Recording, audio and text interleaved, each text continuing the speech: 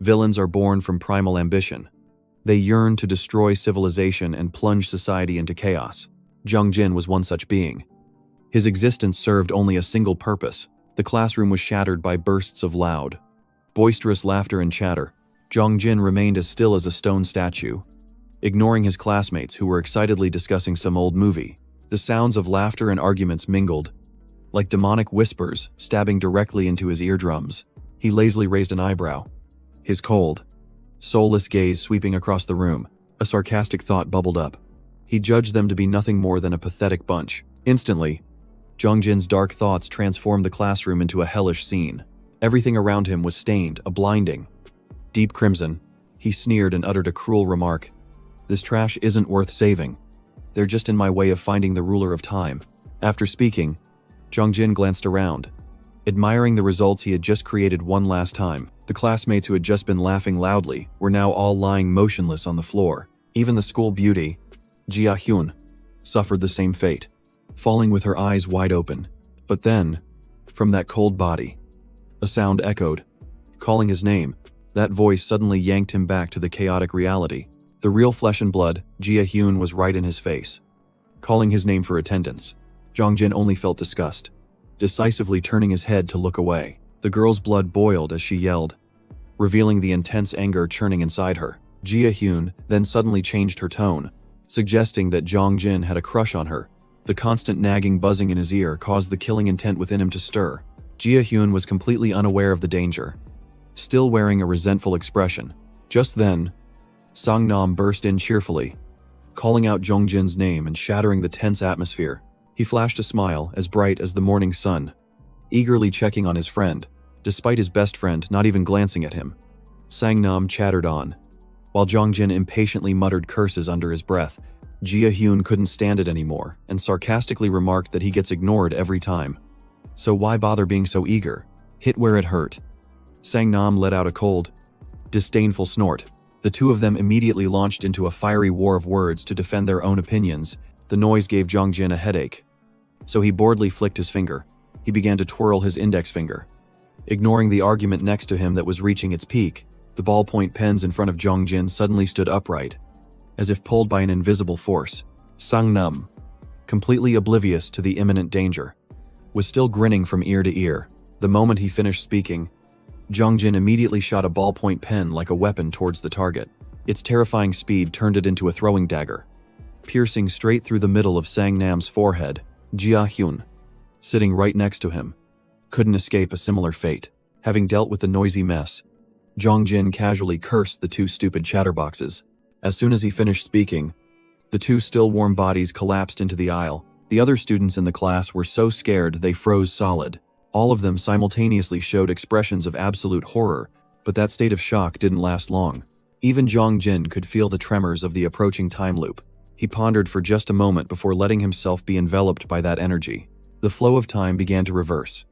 As slow as a cart rolling backward, it rewound past the moment Jung Jin made his move, back to when Jia Hyun was struck down, further still to the instant Sang Nam was hit, and finally stopped right as the two pens began to rise. In the end, everything stopped at the exact moment Jung Jin heard his name being called. His eyes became dull, as if this scene was all too familiar. Having to listen to Sang Nam's bland words again, Jung Jin was so angry he gritted his teeth. And of course, Jia Hyun approached again, preparing for another tense war of words. He didn't want his killing intent to be provoked again by this noisy mess. Jung Jin decided to get up and leave the classroom, leaving behind everyone's bewildered stares. The door slammed shut with a loud bang, clearly showing his extreme dissatisfaction. Sang Nam still clenched his fists, not backing down, determined to maintain their friendship. Jia Hyun's taunt that he was a nobody instantly deflated Sang Nam, as if doused with cold water. Unaware of any of this, Jung Jin was still striding alone down the silent hallway. He possessed overwhelming power, but right now, he was completely helpless. Every time Jung Jin killed someone, time was rewound by a mysterious entity. He swore he would find them, whoever they were, and kill them all. To break this hellish loop, Jung Jin had resolved to hunt them down and eliminate them, and he was certain he would succeed. Carrying countless questions, Jung Jin slowly walked along the corridor. He had experimented many times and determined that the time controller was not in his class. The result was the same when Zhang Jin tested the entire 9th grade. He decided to expand his scope to the 10th grade, and the freshman, he would find that person, even if he had to kill everyone one by one to test it. At some point, Zhang Jin found himself standing in front of a closed restroom door. Inside, a familiar bullying scene was taking place, with Junju as the victim. Just as Junju was lamenting his difficulties, he immediately received a punch to the gut from Hyun-soo. Hyun-soo and his friend, Cheon-hai, casually discussed cigarettes. They ignored Junju, who was trembling on the filthy floor. Though terrified, Junju still managed to force out a refusal to give them money. The response to Junju was a ruthless knee straight to the face. His whole body was thrown violently, slamming into the restroom wall. Hyun-soo scowled and made his final demand, ordering him to hand over 10 cigarettes. Junju frantically explained that he couldn't manage to get them. Hearing this, Hyun-soo immediately fixed his dark gaze on the victim. Hyun-soo flashed a fake smile and let out a curse. "Why don't you just drop dead, you bastard?" Immediately after, the sounds of cursing and impacts echoed continuously in the small room. The sounds carried clearly outside, but absolutely no one intervened. Zhang Jin was unintentionally caught in the middle of this noisy mess, his face showing clear annoyance. He lowered his gaze and pressed his lips together, trying to suppress the rage that was about to erupt. In the end, Zhang Jin still decided to slowly approach Hyun-soo's little stage. Seeing a stranger intrude, Hyun-soo immediately glared with suspicion. Seeing the person get closer, Hyun-soo growled, demanding that he get lost immediately. However, Zhang Jin completely ignored the mosquito-like buzzing. Being ignored for the first time, Hyun-soo grew even more furious and bitter. Hyun-soo decided to spare his prey for the moment, turning his attention to the new, annoying target. Instantly, he grabbed Zhang Jin by the hair and slammed his head against the wall in a fit of rage. But the one being attacked, Zhang Jin, reacted with extreme indifference. Zhang Jin silently endured the insult, then calmly turned his head back. When Hyun-soo saw his opponent smirk, he furrowed his brows in confusion. He decided to throw a punch to teach this insolent guy a lesson. But Zhang Jin wasn't someone who could be attacked so easily. He just shot a sharp, cold glance, casting a deathly glare at Hyun-soo. Immediately after, he swung his arm, pushing back with immense force. Holding nothing back, Hyun-soo was sent flying, his back slamming flat against the wall. Much to Cheon-hai's astonishment, Zhang Jin remained standing firm in the same spot.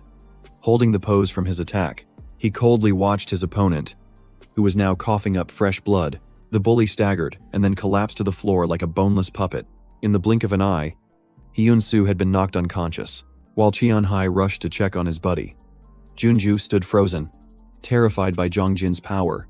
He moved his lips for a long time, struggling to squeeze out a dry "thank you," but Zhang Jin just gave a mysterious smile, then turned his brutal gaze towards Junju. The victim flinched, looking up at him with eyes full of bewilderment and question. But to Zhang Jin, that reaction was still far too slow. Bright red blood splattered everywhere, staining the entire wall. He turned, radiating a menacing killing aura, and advanced straight towards Cheon-hai. His earlier arrogance vanished. Cheon-hai was in a state of utter panic, stammering and begging for his life. But before Zhang Jin could strike, the familiar sensation of time twisting washed over him again. The familiar, cruel smile was still frozen on his lips. Even so, that smile began to distort under the pressure of the reversing timeline. In an instant, Zhang Jin was yanked back to the starting point. Hyun-soo's curses rang out again, everything repeating itself to a sickening degree. Hyun-soo approached from behind, grabbing Zhang Jin's hair and yanking his head back. He maintained a blank expression, but inside, he was screaming and cursing this damn loop. But then, Hyun-soo suddenly let go of Zhang Jin. He had just seen the name tag Kim Jong-jin on his chest. Hyun-soo curiously asked what class he was in, but Zhang Jin's indifferent attitude immediately pissed Hyun-soo off. In the end, Hyun-soo still chose to solve things with his fists. This time, Zhang Jin decided not to dodge, taking a full punch to the face. Seeing him not fight back, Hyun-soo got even more fired up, landing another punch on his other cheek. Zhang Jin stood still like a wooden statue, soullessly enduring the continuous attacks. That reaction seemed to make Hyun-soo even more excited. He just kept throwing punches until Zhang Jin started to stagger. He had to grab onto the sink to keep his body from collapsing. Zhang Jin lowered his head, telling himself to stay calm to lure out the time manipulator. Just then, A loud commotion caught his attention. It turned out Sang Nam had heard the noise and rushed in to get revenge for his friend. With just one powerful knee strike, he took down Hyun Soo instantly. Sang Nam clenched his fists, his posture burning with righteousness, ready for a fight. The rest of the gang saw their leader knocked out cold, and their faces turned pale with fear. Sang Nam paid them no mind, rushing over to worriedly check on Jong Jin.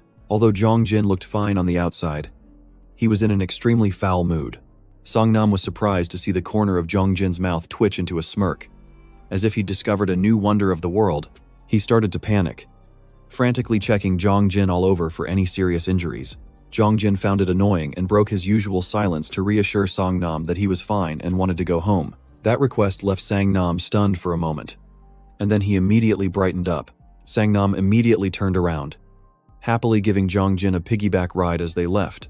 For a brief second, Jong Jin thought that maybe he should thank him, but he immediately dismissed the thought, reminding himself that he was the villain and couldn't afford to hesitate.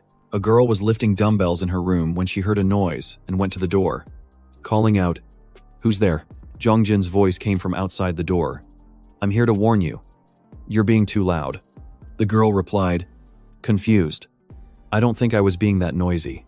The girl quickly went to the door, explaining gently, "Wait a second. See, I wasn't even doing any heavy exercises." She politely opened the door and said, "Hello." But what greeted her was Jong Jin, his entire body glowing, his eyes wide and terrifying. Without a single word, "Most of the people I've killed so far have been residents of this building. A few middle school friends and some classmates. But they were all useless. I've tried a few experiments with the loop. The first being to activate it repeatedly." Jong Jin sat in class, staring at his phone and calculating. First, check the rewind point. He glanced down at Sang Nam, who was diligently writing below, "Test subject, Na Sang Nam." Suddenly, a bullet flew through the air at a blistering speed, and the experiment officially began. The bullet cleanly pierced straight through Sang Nam's head. As soon as Sang Nam slumped onto his desk, Jong Jin raised his watch to start the timer. Time of death, 15:41 and 30 seconds. He immediately focused on analyzing the data. The rewind point is 15:40 and 25 seconds. It went back about 1 minute. "I need to confirm." Jong Jin snapped his fingers, and Sang Nam instantly woke up. He muttered, confirming again. In a flash, Sang Nam's head hit the desk again. Unconscious, Jong Jin quickly checked his phone, carefully calculating. Rewind point, 15:38 and 21 seconds. This time, it was about 2 minutes. He pondered, about 1 to 2 minutes. If I keep activating the loop, will time rewind indefinitely? He glanced over at Jong In, preparing for the next experiment. Test subject, Jong In, begin. Jong In immediately collapsed onto his desk, while his surrounding friends panicked. At that moment, Jong Jin's body felt heavy, and he felt a wave of discomfort. Though his breathing was labored, he focused on the data. Successfully activated 5 times in a row. Time has rewound by about 8 minutes. Suddenly, a drop of fresh red blood fell onto the desk. Jong Jin stared in shock at the streak of blood on his nose. Blood. Sang Nam shot up in a panic, yelling, "Jong Jin, you have a nosebleed." His eyebrows furrowed, his face showing extreme concern.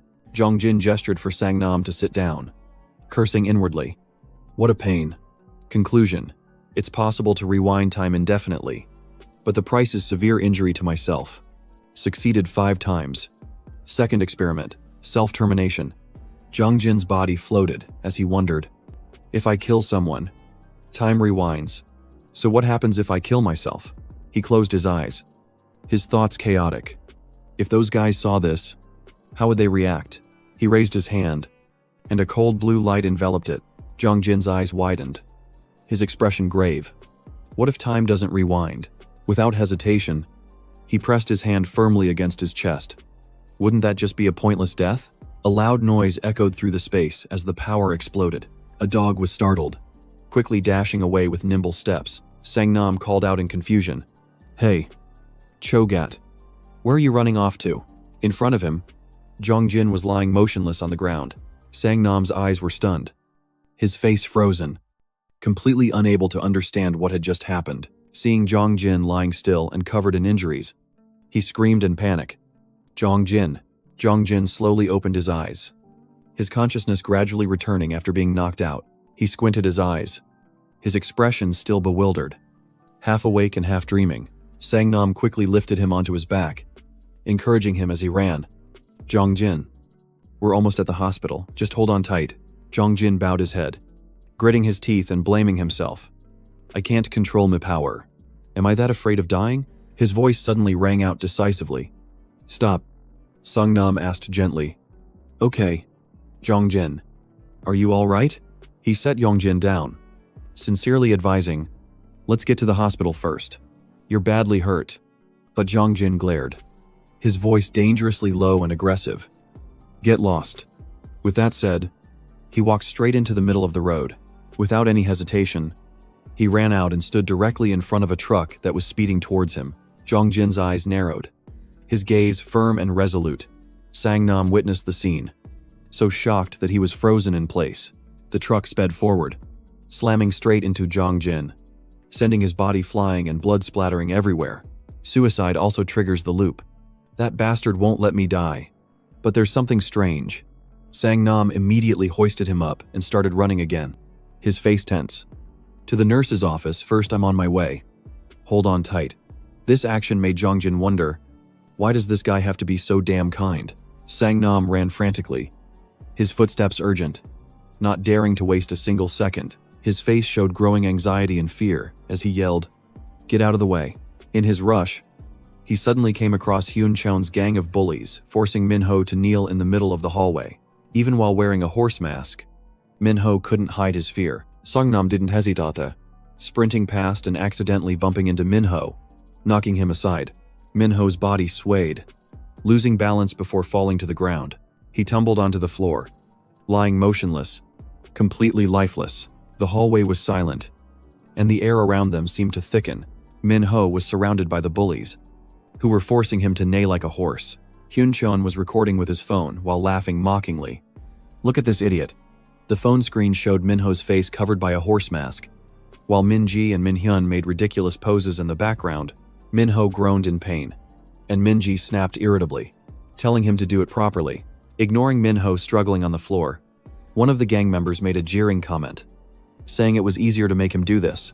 That guy threw the fake horse head at Minho's face, continuing to mock his appearance. When two first-year students walked by, Hyun Cheon ordered Minho around like an animal, forcing him to greet them. Minho had no choice but to obey, looking up to ask the underclassmen for carrots. Just then, the sound of hurried footsteps echoed from the end of the hallway. Sangnam appeared with a panicked look on his face, shouting for everyone to get out of the way. He rushed past, accidentally bumping into Minho and sending him stumbling. Min staggered, lost his balance, and then collapsed onto the floor, lying completely still. One of the thugs smirked mockingly, while Hyun Cheon looked bewildered, not understanding what was going on. He stared in the direction Sangnam had run, wondering if that was the group of freshmen. Hyun-soo quickly spoke up, his face looking extremely serious. Hyun Cheon immediately turned his head and asked, "What's wrong with you?" Hyun-soo frowned, his voice filled with anger as he warned about the group that just ran by. The bastards who beat him up. Cheon Hai added that they were heading to the nurse's office. Hyun Cheon stepped forward, glaring as he called Hyun-soo an idiot for getting beaten up right after starting school.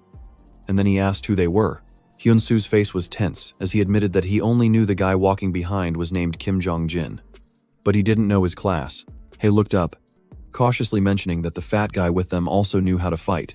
Advising his boss to be careful, Hyun Cheon shoved his hands in his pockets, arrogantly stating that he was one of the strongest guys in school and didn't need a warning from a pathetic loser.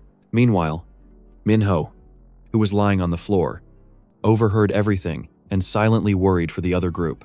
Hyun Cheon glanced over, calling out to Minho in a menacing tone. Minho quickly scrambled to his feet, and Hyun Cheon immediately gave an order. Go get them and bring them here in 5 seconds. Minho wearily pulled up the horse head, responding in an exhausted tone, saying Minho hesitate. Hyun Cheon immediately started counting down. 4. He stood with his arms crossed, his voice dropping to a tone filled with clear intimidation. Minho had no other choice but to awkwardly accept the order and hurry off. At the same time, Sangnam had managed to carry Zhang Jin to the school's nurse's office, but then he suddenly collapsed to the floor. Weakly calling out Jongjin's name, it turned out Jongjin had knocked Sangnam unconscious and coldly turned away. Muttering that he had told him to put him down, as he walked away, he suddenly turned his head to look back behind him. He stared intently at the nurse's office door, wondering to himself, "I've never killed a nurse before." With that thought, Jongjin quietly walked over and reached for the doorknob. Meanwhile, Sangnam was completely unconscious, lying senseless on the floor. Minho, having just arrived, immediately approached the motionless Sangnam. He looked around in confusion, wondering why Sangnam was lying there. Minho placed a hand on Sangnam's shoulder, trying to wake him up. His eyes darted around as he wondered what to do, and where the other person had gone. Suddenly, a deadly pressure emanated from inside the nurse's office. Minho's eyes widened instantly, a shocking, terrifying sensation, making the hair on the back of his neck stand on end. He tiptoed closer, peeking into the room through a crack in the door. With a terrified expression, Minho tremblingly called out for the school nurse. His gaze froze, his facial muscles tensing at the horrific sight that lay before him. What caught his eye was Jongjin's blood-soaked hand, which was emitting a light that enveloped the entire room. Minho's eyes bulged, his entire body paralyzed, frozen in place by sheer terror. Overwhelming fear gripped him and his heart pounded erratically. And even though Hyuncheon's countdown echoed in his mind, Minho turned in a panic and fled. He struggled to his feet, stumbling as he ran for his life. While running, Minho's body suddenly stopped short. As if he sensed something, a terrifying pressure washed over him from behind, making his heart feel like it was about to explode. Minho's eyes stared blankly as he mumbled about this strange feeling. His hands trembled uncontrollably. This feeling was exactly like déjà vu. The image of a blood-soaked body suddenly flooded Minho's mind, accompanied by the sound of gasping breaths. The victim's pale face, with a trickle of blood at the corner of the mouth, became a horrifying memory that haunted him. Minho's vision darkened, his eyes filled with absolute terror as he muttered, "Why? I didn't." Just then, a hand swung from behind, slapping Minho straight across the face. Seeing Minho clutching his face, Hyun Cheon immediately roared in anger. "Hey, you little punk," Minho whimpered weakly, his voice trailing off in pain. "It hurts so much." Hyun Cheon scowled in annoyance and snapped. "What? Did you see a ghost or something? Why did you just freeze up like that?" Minhyun quickly tugged on Hyun Cheon's sleeve, cutting him off irritably. "Don't talk like that," she reminded him. "Did you forget?" He froze up in front of a corpse once Hyun Cheon replied mockingly. "When that time you were on top of him." Enraged, Minhyun turned on her heel to leave, coldly dropping the line. "I don't care. This is annoying. I'm heading back." Hyun Cheon turned back and ordered Minho, "Find them and bring them here after lunch." He shot Minho a sidelong glance and growled, "Hey, you dog, why aren't you answering me?"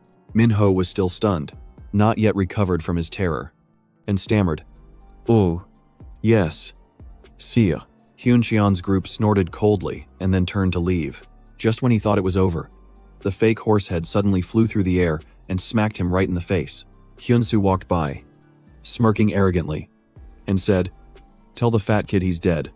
For sure," he said in a smug tone. "I'm going to have a life or death duel with him." Cheon, Hai quickly chimed in. "That's right. That little punk."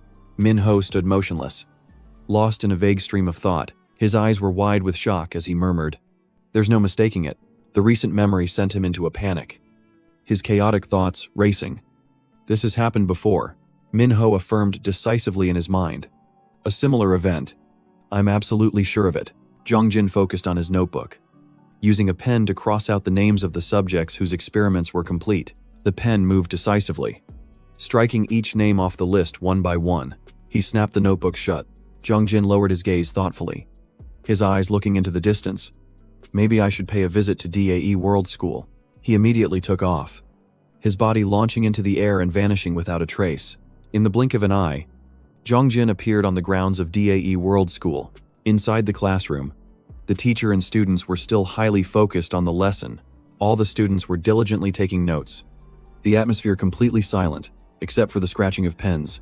Jongjin suddenly pushed the door open and walked in, his eyes still glued to the notebook in his hand.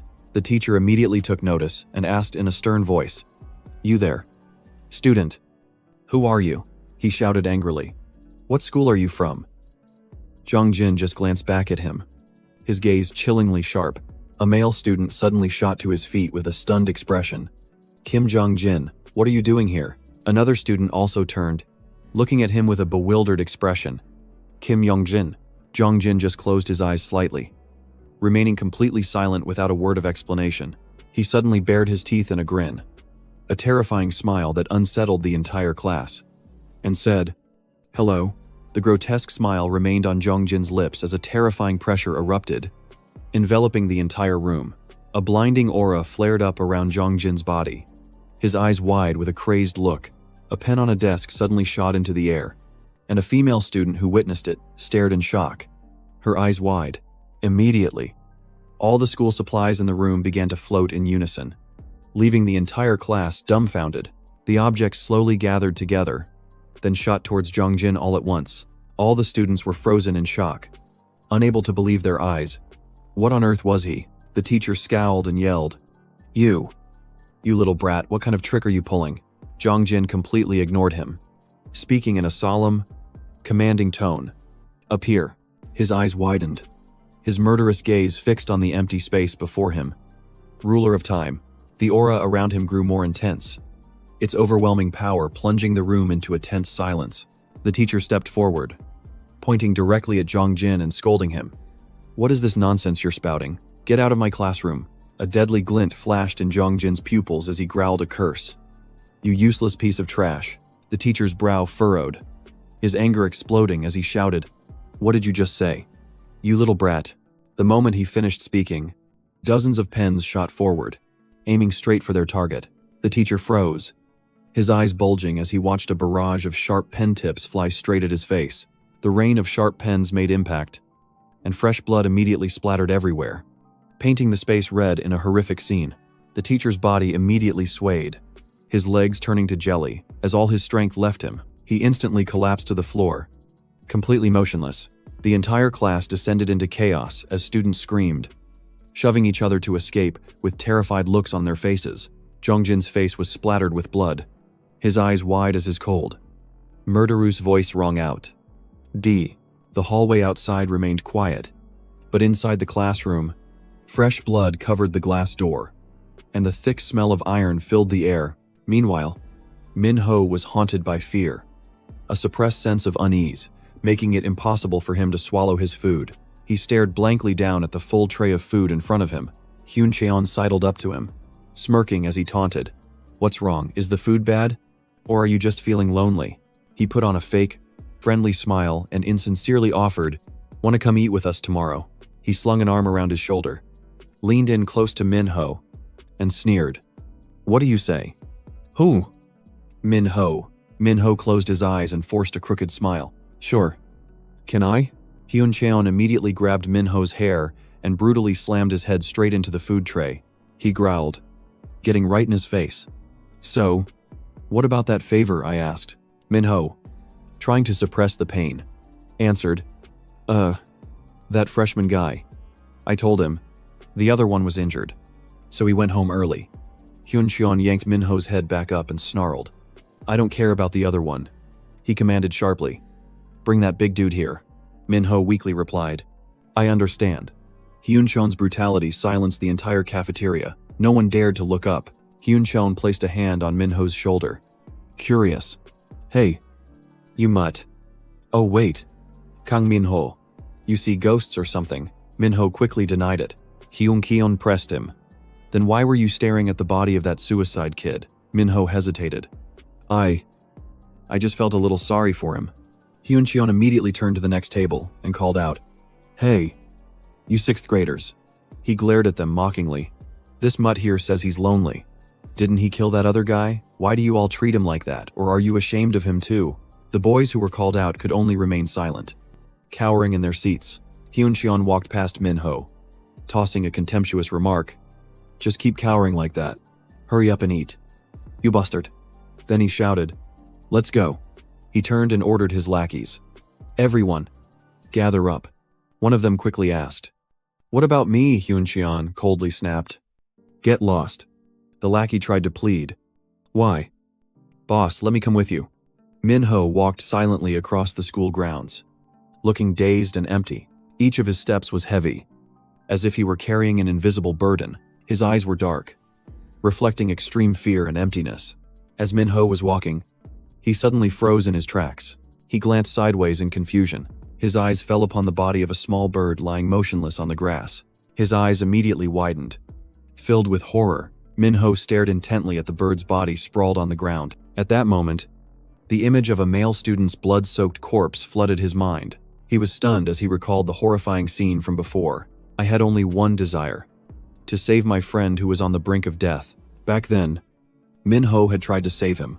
But in the end, he was completely powerless.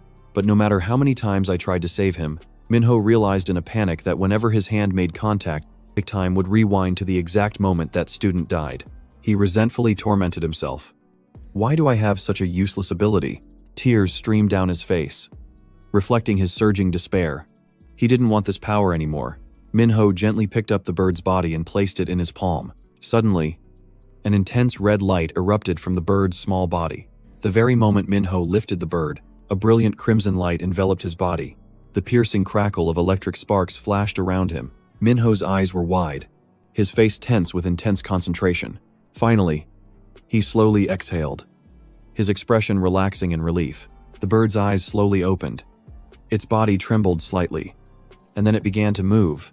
It spread its wings wide, its face glowing with new life and radiance. Minho looked at it affectionately and asked, "You're okay now?"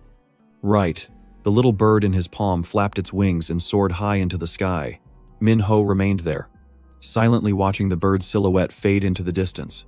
The bird that had been lifeless just moments ago was now gliding powerfully through the sky. The image of the student ending his life on the rooftop suddenly returned to Minho's mind.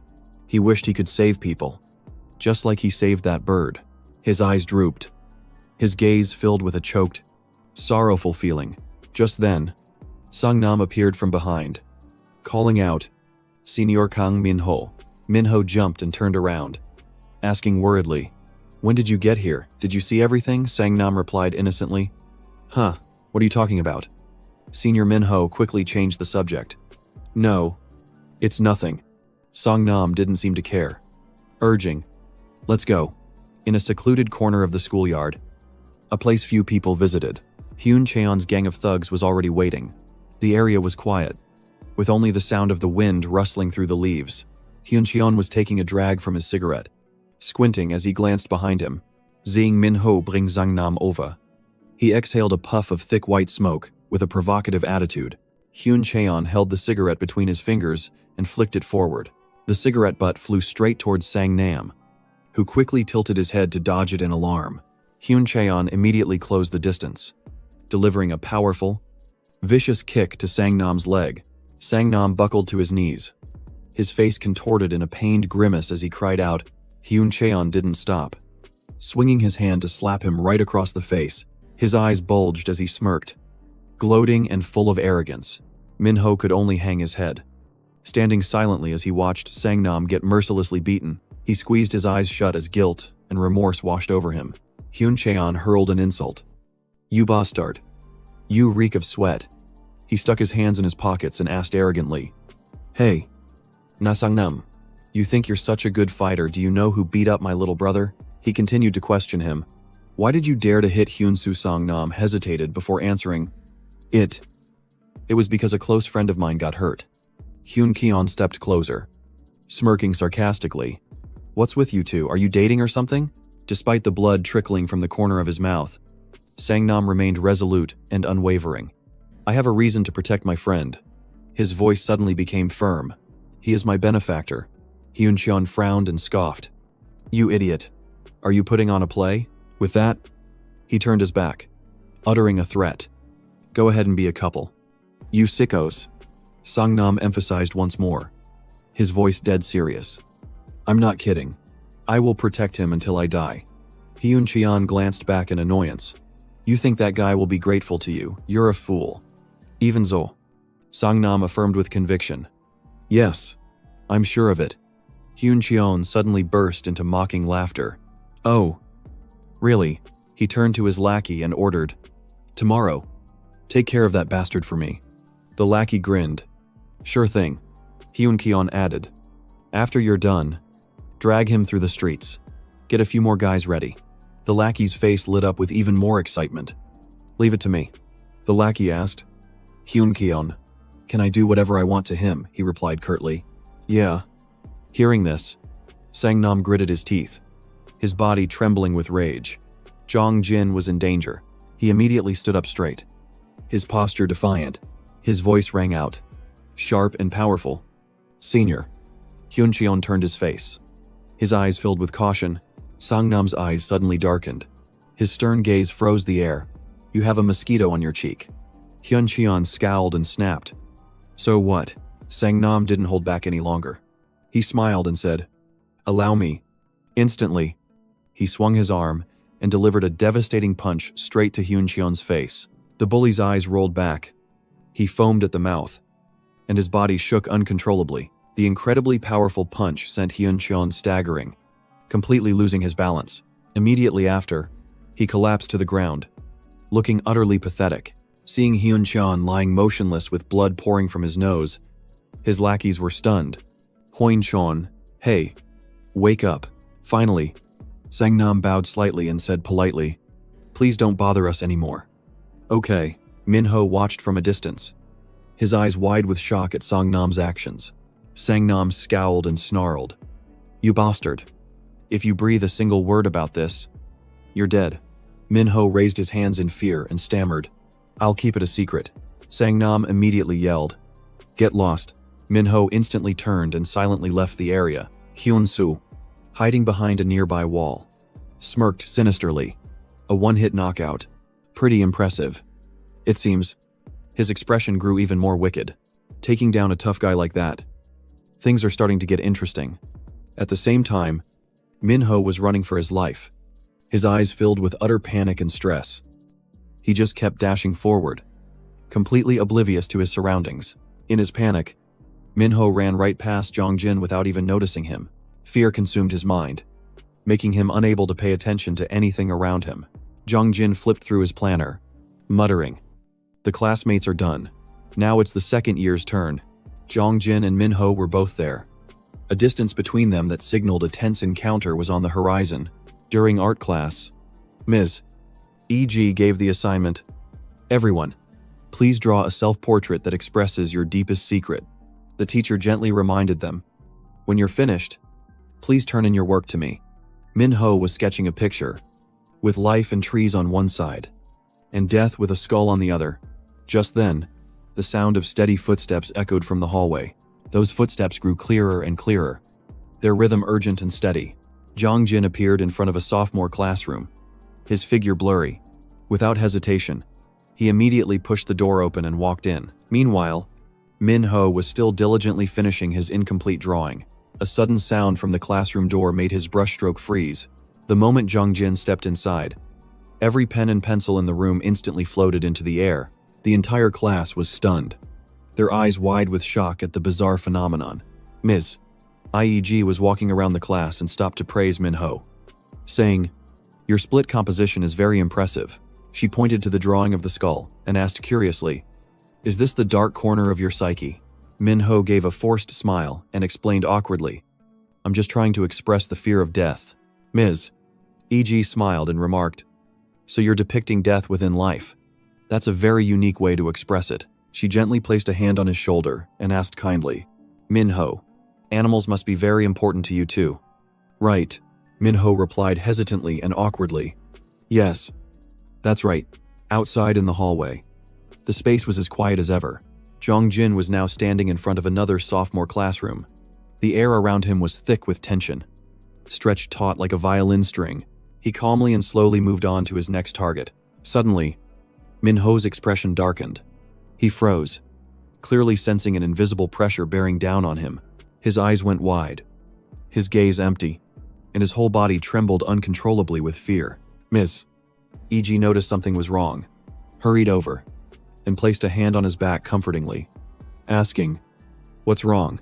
Min-ho's face was pale as he whispered in terror, it's that feeling again. It's getting very close. Jong-jin pushed the door open and stepped inside. Instantly, the atmosphere in the classroom became suffocating and extremely tense. Minho quickly glanced over, his eyes filled with shock and astonishment. Jongjin calmly walked deeper into the room, each step decisive. His eyes flashed, and a brilliant aura began to envelop his body. All eyes in the classroom turned towards him, filled with bewilderment and confusion. Zhang Yongyin Barga in uninvited. Ms. E.G. spoke up and asked, "Who are you?" Minho didn't dare to turn his head, only managing to steal a glance in his direction. Jongjin maintained an ice-cold expression, completely ignoring everything around him. A female student who was drawing looked up and wondered, "Who's that?" Suddenly, her drawing paper was ripped from her notebook by an invisible force. The girl stared in stunned amazement as her paper floated in mid-air. Instantly, the paper shot past, grazing the girl's cheek by a hair's breadth. The terrified girl raised a hand to her cheek. Feeling a trickle of blood, Jongjin raised his hand, and the paper immediately flew back, landing neatly in his palm. Minho's jaw dropped as he thought in horror. That's telekinesis. The students crowded around Jongjin, buzzing with chatter. "Hey freshman, how did you do that? Is that a magic trick?" Ms. E.G. quickly raised her hand and ordered, "Everyone, back to your seats. And you, stop fooling around, and go back to your own class right now." Minho frantically put up a hand to stop her, yelling, "Teacher, don't come over here," a confused Miss Ye asked. "What's wrong?"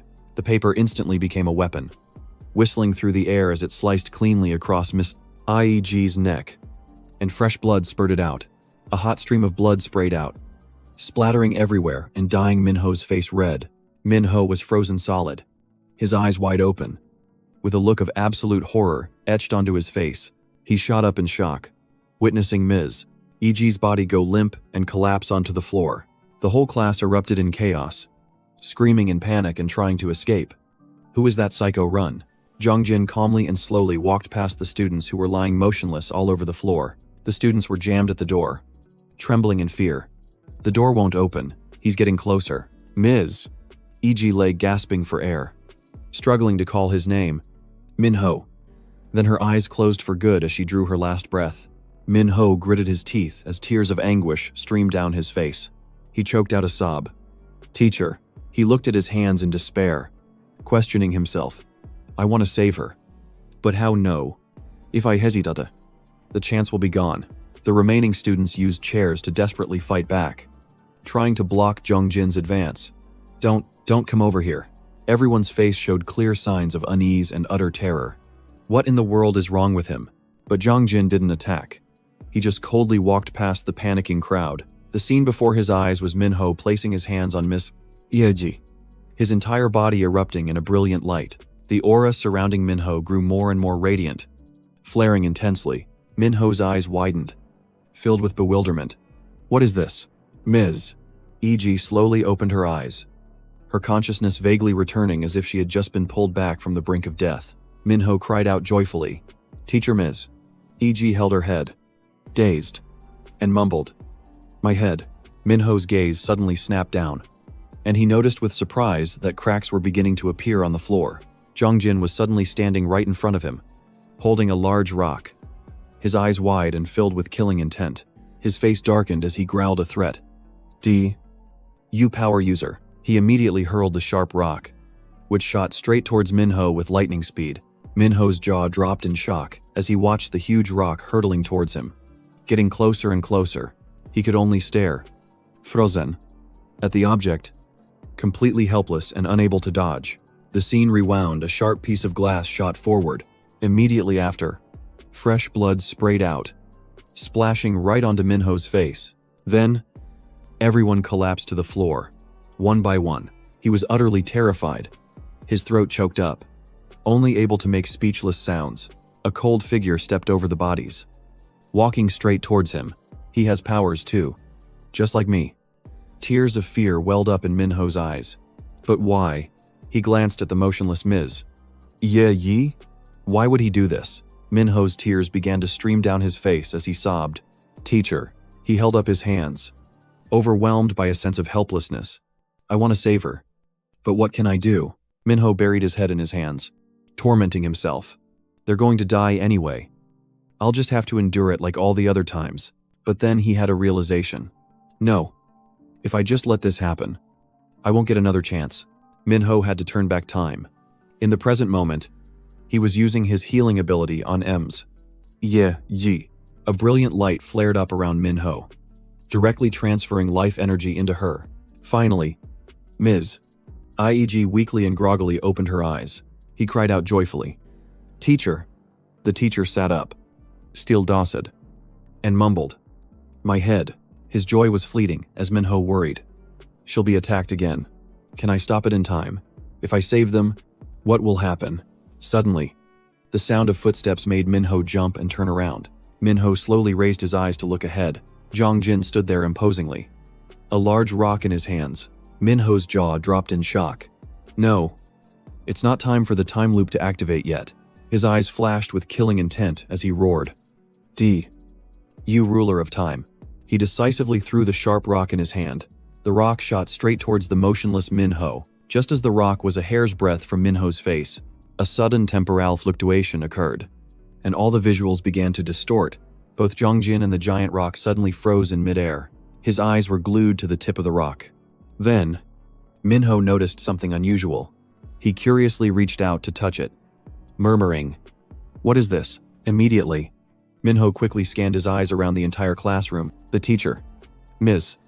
Yi, who had been moving, was also suddenly standing completely still. Zhang Jin's brutal expression was also frozen in that very moment. All the students in the class were frozen in place with horrified looks in their eyes. He jumped to his feet, realizing with astonishment that time had completely stopped. Minho was still bewildered. Telling himself, I didn't activate the time loop. He looked back at the rock and realized it had moved a tiny bit from its original position. It hadn't stopped completely. Instantly, he figured out that everything was just moving much more slowly.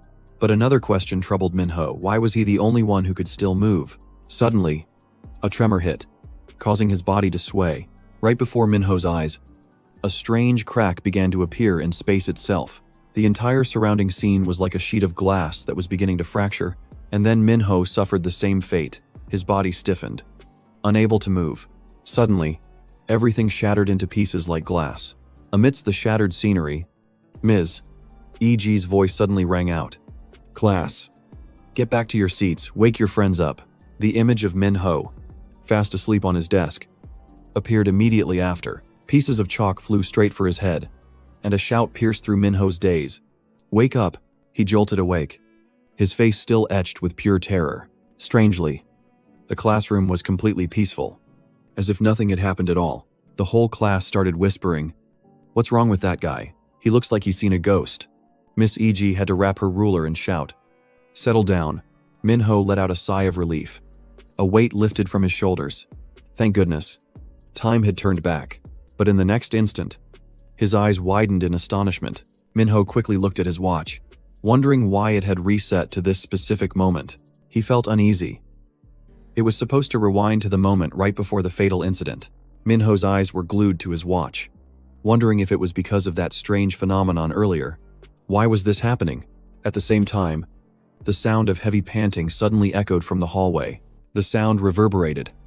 It was clear someone was gasping for air.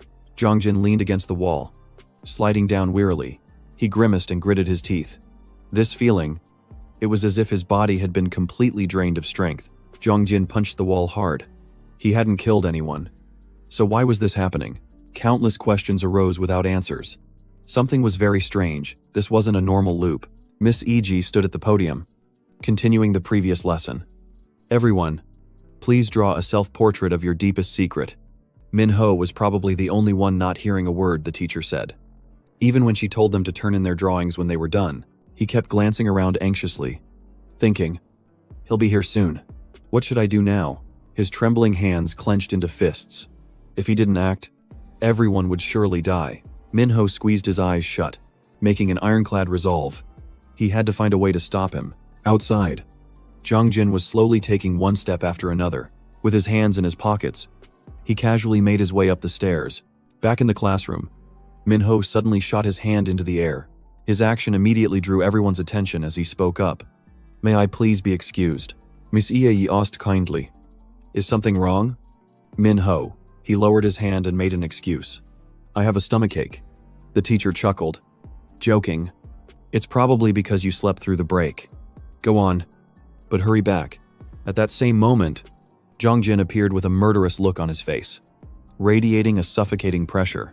And then, Zhang Jin set foot on the top step of the staircase. From the classroom, Minho also cautiously cracked the door open, scanning his surroundings. Instantly, Minho shot off like an arrow, thinking to himself, "Thank goodness, he's not here yet." At that moment, the familiar hallway suddenly seemed to stretch on endlessly. He pressed himself behind a door, his sharp gaze fixed on the far end of the hallway. Feeling the absolute silence, Minho felt a temporary sense of relief, closing his eyes and letting out a soft sigh. But his uneasiness still nagged at him, forcing him to look back just to be sure. The hallway remained eerily silent. Not a single sound could be heard. Minho was lost in thought. That first year, he possesses a power similar to mine. The image of Zhang Jin flooded back into his memory. All of this anxiety was caused by him. Just then, Zhang Jin suddenly appeared. Stepping out from the end of the hallway, Minho flinched, his eyes wide with utter horror as extreme terror washed over him. He quickly pressed himself tightly against the door, holding his breath as he waited for Zhang Jin to pass. Minho prayed over and over in his mind. "He's here. Please don't let him find me." He cautiously peeked out, risking a look to observe his opponent's movements. But surprisingly, Zhang Jin stopped in front of a different classroom door. Countless questions popped into Minho's head. Class 1. Isn't my class the target? Minho tried to analyze the situation. Why the change? What was he going in there for? He was still stunned. His intuition had clearly told him that Zhang Jin was coming for his class. Seeing his calm expression, Minho was horrified. Could it be?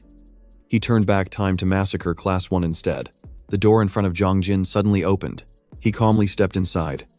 Right before Minho's eyes, the door slowly closed, hiding everything from view. Immediately, Minho darted out from his hiding spot. This was his chance. Minho sprinted towards the end of the hallway without a moment's hesitation. Even though fear was gripping him, he knew this was the only way to save everyone. Minho ran straight for the building's emergency fire alarm box. He smashed the glass and pressed the button, and a deafening alarm bell echoed throughout the school. Inside the other classroom, Zhang Jin had just stepped in, drawing everyone's attention. Just then, the piercing sound of the fire alarm rang out, shattering the tense atmosphere. Zhang Jin's eyebrows furrowed slightly as he glanced towards the door. Not understanding what was happening, a massive crowd of people jostled as they moved down the stairwell. A teacher followed at the end, constantly reminding them, "Stay calm, watch your step. Don't push." The students chattered as they ran. Is it a real fire, or did someone pull a prank? Meanwhile, whispers could be heard in Class 2. That first year from before, maybe he pulled the alarm and ran. Another student chimed in. If that's true, he's way too confident. Zhang Jin stood there and overheard them. His expression darkened as he muttered, "Way too confident." He just stood there silently. Minho snuck a glance and sighed in relief, thinking, it looks like he's not going to do anything now. Minho clicked his tongue. Looking at Zhang Jin, he thought it was such a childish act of vandalism. Even so, Minho couldn't stop wondering why he had to resort to killing people. He looked at him, speculating that someone must be trying to get in his way. Minho's gaze didn't leave him. He was sure that Zhang Jin had interfered with the loop. He continued to watch Zhang Jin as he left. There were still plenty of opportunities. Watching his retreating back, Minho made a resolution. I will find out your secret. He turned and walked in the other direction, thinking to himself, see you later, fellow ability user. The next day, the balcony area was shrouded in a thick cloud of cigarette smoke. Hyun Cheon was sitting listlessly on the steps, a cigarette dangling from his lips. Taking a deep drag, he asked, did he pass out? His lackey quickly confirmed. Yeah. You don't remember. Hyun Cheon gritted his teeth, crushing the cigarette, and growled a curse. The guy with blue hair next to him sneered. I heard you passed out from a single punch. That kid's interesting. Is he really a first year? Instantly, he dropped the cigarette and growled a warning. You think this is funny? Without hesitation, Hyun Cheon grabbed the blue-haired guy by the head and slammed him against the wall. What I want. He turned back, his face full of killing intent, and ordered, find that Na Songnam kid and drag him here. In the classroom, Jia Hyun frowned and scolded him. What's wrong with you? Stop doing whatever you want and think about others for a change. She directed her words at Songnam, who had his head down, The teacher is going to scold you again. You'll see. Sang Nam covered his face, his voice full of helplessness. I didn't mean to. I completely lost control. Jia Hyun sighed. This is such a burden. As the class president, seeing that he was ignoring her, she raised her hand to slap him. Are you not listening to me? Suddenly, Jia Hyun's wrist was grabbed tightly. Sang Nam shot up from his seat, getting close to her face. We need to talk. Jia Hyun. He dragged her away as she yelled. Let go, the crowd started whispering. Are they dating? I'll bet $500 on it. Jia Hyun popped open a can of soda and casually asked, why would you do something so stupid? She took a sip and remarked, so stupid. They're definitely going to come back for you. Sang Nam just replied calmly. Is that so? Jia Hyun snapped. It's obvious. Isn't it? Did you really punch him without thinking about the consequences? She recalled thinking she never expected him to hit someone. Watching him grow from a little kid into a giant. Back then, Jia Hyun would snap. Why do you keep teasing me? And he would just look baffled, saying, I'm not. Sang Nam frowned. I'm more worried about Jong Jin. She glanced at the empty can, advising him, you shouldn't get involved with him. Jia Hyun tossed the can into the trash. If you're so worried, then go pray. Or maybe try fighting it out. She started to walk away, concluding, I'm not getting involved. You handle it yourself. Sang Nam looked on regretfully. But Yongjin is a good person. The sincerity in his voice made Jia Hyun look back. If it weren't for him, I would have been dead a long time ago. They both sat down again. Sang Nam began. Do you remember Yunshin Hospital? Jia Hyun glanced at him. You mean that supposedly haunted place? He nodded. That's the one. Back in elementary school, Sang Nam and a few friends snuck in there. They dared each other to take a picture inside the building as proof. The kid with glasses trembled. I don't dare to go in. But the black-haired kid dismissed him. I saved up a whole week's worth of internet cafe money for this. The group went inside. But after just a few steps, a trembling voice called out, Wait. The black-haired kid started to get scared and suggested they take the picture right there. And the kid with glasses immediately agreed, overcome with fear. The group decided to take the photo right there on the ground floor. The other two were striking an awkward pose as Sang Nam raised the camera, when suddenly, a loud noise echoed, making the two of them jump in fright. Sang Nam quickly lowered his camera and looked up toward the source of the sound. His eyes widened, and his entire face froze in terror. His two friends curiously turned their heads to see what was going on. Before them stood a pitch-black figure with glowing eyes in the doorway. The shadow slowly approached, accompanied by a terrifying whisper. Sang Nam was frozen on the spot, while his two friends stared with their jaws dropped in horror. Immediately, all three of them screamed their heads off and bolted, yelling about a ghost. After hearing the whole story, Jia Hyun hesitated. Well, she asked curiously. What does that have to do with Kim Jong-jin? Sang Nam said in a low voice. Just keep listening. When he got home, Sang Nam realized he had lost his camera, and fearing his mom's anger, he decided to go back to that hospital alone. At that time, Sang Nam saw a suspicious puddle of red liquid on the floor. He stared at it, wondering if it was syrup. He couldn't find his camera anywhere, only seeing syrup all over the place. Even the hallway on the second floor was flooded with that syrup-like stuff. As he walked up the stairs, he tried to reassure himself, hoping it wasn't human blood. When he reached the top, Sang Nam saw a hallway leading to the patient wards. And just then, suddenly, a voice spoke from behind him. Is this yours? Sang Nam turned around and saw Jung Jin holding the camera. It was him, but his clothes were covered in that syrup. Jung Jin held out the camera, and Sang Nam quickly took it, stammering his thanks. The kid immediately turned and walked away, leaving a warning. Don't come here again. That was the first time Sang Nam and Jung Jin ever met. Jia Hyun frowned. That sounds so creepy. But what was Jung Jin doing in a place like that? Sang Nam scratched his arm, thinking for a long time. But he didn't know either. I'm not sure either. Jia Hyun looked uncomfortable. What? Is that hospital still in operation? He said dejectedly. I guess so. A few days later, I went back there, and suddenly someone called out, Hey, na Sang Nam. Instantly, a fist appeared right in front of Sang Nam's face. Sang Nam was punched and sent tumbling to the ground right in front of Jia Hyun, causing her to scream in fear. The attacker's voice made Jia Hyun tremble. Come with me. You bastard. A mysterious book was floating in midair. The book opened by itself, and its pages began to fly about chaotically. It turned out, Zhang Jin was controlling it with his gaze. A truly bizarre sight. He stood alone on the rooftop, deep in thought. This doesn't seem like the work of the Master of Time. All of a sudden, the book was stretched taut by an invisible force. Instantly, it exploded, shattering into countless tiny pieces of paper.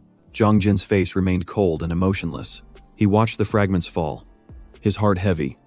A loop he didn't remember, plus the fire alarm incident. Zhang Jin's eyes suddenly widened. Could it all be just a random coincidence?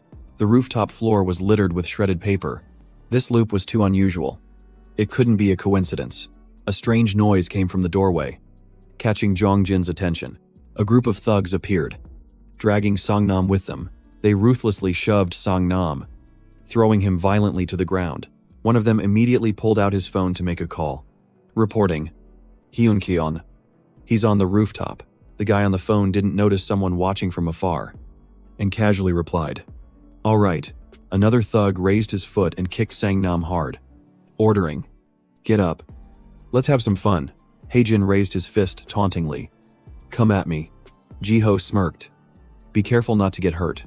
Songnam just bowed his head meekly. "I'm sorry. I don't want to fight with you seniors." The guy laughed triumphantly, challenging him. "No problem. You idiot." "Come on." Haejin threw a punch, but it missed because the target was too high. He immediately switched to a kick. "Let's see you dodge this." Songnam simply leaned back, effortlessly dodging the attack. His two cronies watched Haejin's performance and burst out laughing. "What a useless punk." Embarrassed, Haejin yelled, "You bastard, you said you didn't want to fight. So how dare you dodge?" Suddenly, a huge hand grabbed Haejin by the face. Hyun-kyeon had appeared. He asked coldly, "You're here too?" He walked right up to Songnam and said sarcastically, "Na Songnam, you doing okay?" Hyun-kyeon sneered. "Thanks for the mosquito incident the other day. Now I have to return the favor." He gave a signal, and his underlings immediately rushed forward to restrain Songnam. Songnam was held tightly by two of them. Unable to move, Hyun-kyeon approached, feigning surprise. "Oh, look, there's a mosquito here too." As soon as he finished speaking, Hyun-kyeon threw a powerful punch into Songnam's face. Still not satisfied, he smirked. "Oh, and there's a fly, too." Immediately, a brutal gut punch landed on Songnam. He continued with a kick, hurling insults. A cockroach has appeared as well. In pain, Songnam collapsed to his knees. Falling to the floor, the bully laughed with satisfaction. "You righteous bastard. You like taking beatings for other people." "Who?" Hyun-kyeon gripped Songnam's chin tightly and growled. "So you have a thing for taking hits for your friends." Haejin chimed in. "He also has a girlfriend named Jia Hyun." Hyun-kyeon's smile turned twisted. "You have a girlfriend? Where is that chick? Call her over here so I can see." The threat of dragging her there made Songnam's anger flare. He gritted his teeth, trying to control his fists, which were trembling with rage. Songnam struggled, pleading, "Don't bring Jia Hyun into this. She has nothing to do with it. Please stop." Seeing Songnam resist, Hyun-kyeon scowled. "We were just having fun." "Wait. I've changed my mind." He raised his fist, challenging him. "Let's have a fair fight." Songnam was stunned. "What?" Hyun-kyeon laid out the terms. "If you win, this all ends. If I win, you're the loser. Deal." Although he didn't want to, Songnam reluctantly agreed. "I'm not sure, but I'll do as you say." The bully laughed triumphantly. "You think you can land another punch on me? You're mistaken. Kid, did you forget who I am?" Hyun-kyeon raised his fist tauntingly. "Don't just stand there like an idiot. Hit me. I won't let you off easy." Songnam still hesitated. "But I really..." Suddenly, Haejin grabbed a mop and charged forward aggressively, screaming, "Liar, you bastard." Haejin swung the mop and hit Songnam squarely on the back of the neck. Songnam couldn't react in time and fell face first to the floor. Immediately, the whole group swarmed him, viciously kicking Songnam's body over and over. Witnessing this, Zhang Jin couldn't just stand by. He stepped out from his hiding spot. Haejin was the first to notice his presence and immediately turned his head to look. He pointed straight at Zhang Jin and yelled, That's this guy's friend. Sang-nam heard him and tried to look up, thinking to himself, Jong-jin, why are you here? Seeing Jong-jin coldly advance, the thugs shouted, Stop that guy. At the same time, Sang-nam struggled, yelling a warning. No. Jong-jin. He just coldly raised one arm high. The threads came undone, and a button popped off his shirt. Floating in the air, Jong-jin controlled the button, shooting it straight into Sang-nam's chest. Creating a hole, Sang-nam raised a hand to his chest, fresh blood pouring relentlessly from the wound. Even as he collapsed, Sang-nam managed to whisper, Jong-jin? Run. Go. The wall behind Sang-nam had a large hole blown through it from that last attack. Sang-nam lay motionless, face down on the floor, completely unconscious. Ji-ho turned around, curious. What was that? The blonde-haired thug scowled. What happened to him? The other two cursed and charged aggressively toward Jong-jin. Get him. Suddenly, the entire scene around them plunged into pitch blackness. Everything came back. But this time, Jong-jin's face showed clear astonishment. Time rewound to the moment Jong-jin was hiding behind the door, listening to Hyun Cheon mock. You think you can hit me again? The events unfolded unchanged. Hyun Cheon smirked disdainfully. Did you forget who I am? Haejin also glanced at Sang-nam with a triumphant expression. Hyun Cheon raised his fist tauntingly. Hit me, or I won't let you off the hook. From his hiding spot, Jong-jin was still silently observing everything. Sang-nam, who had been silent until now, suddenly spoke up. But I really… Before he could finish, Haejin charged with the mop, yelling, Liar, you bastard. From a distance, Jong-jin flicked his index finger, secretly controlling an invisible force. Instantly, the mop in Haejin's hands abruptly changed direction. It flew straight ahead, smacking Hyun Cheon hard on his buzz-cut head. Haejin's face immediately paled. Frozen in confusion, Hyun Cheon clutched his head and cursed. Haejin frantically waved his hands, stammering, Sorry. My hand slipped. His apology was immediately answered with a massive punch, sending Haejin flying backward. Satisfied, Jong-jin turned and walked away, ignoring Haejin, who was clutching his mouth and groaning, while Hyun Cheon roared, Get lost. Jong-jin gracefully vaulted over the wall, silently leaving the scene. Hyun Cheon clutched his head, staggering and dizzy, as Ji-ho quickly suggested, Go get some rest. I'll take care of this.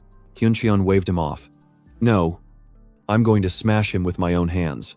He shoved Ji-ho away, yelling, Get out of my way, Sang-nam then asked with concern. Are you okay? Hyun Cheon ignored him and charged forward aggressively. You should worry about yourself first.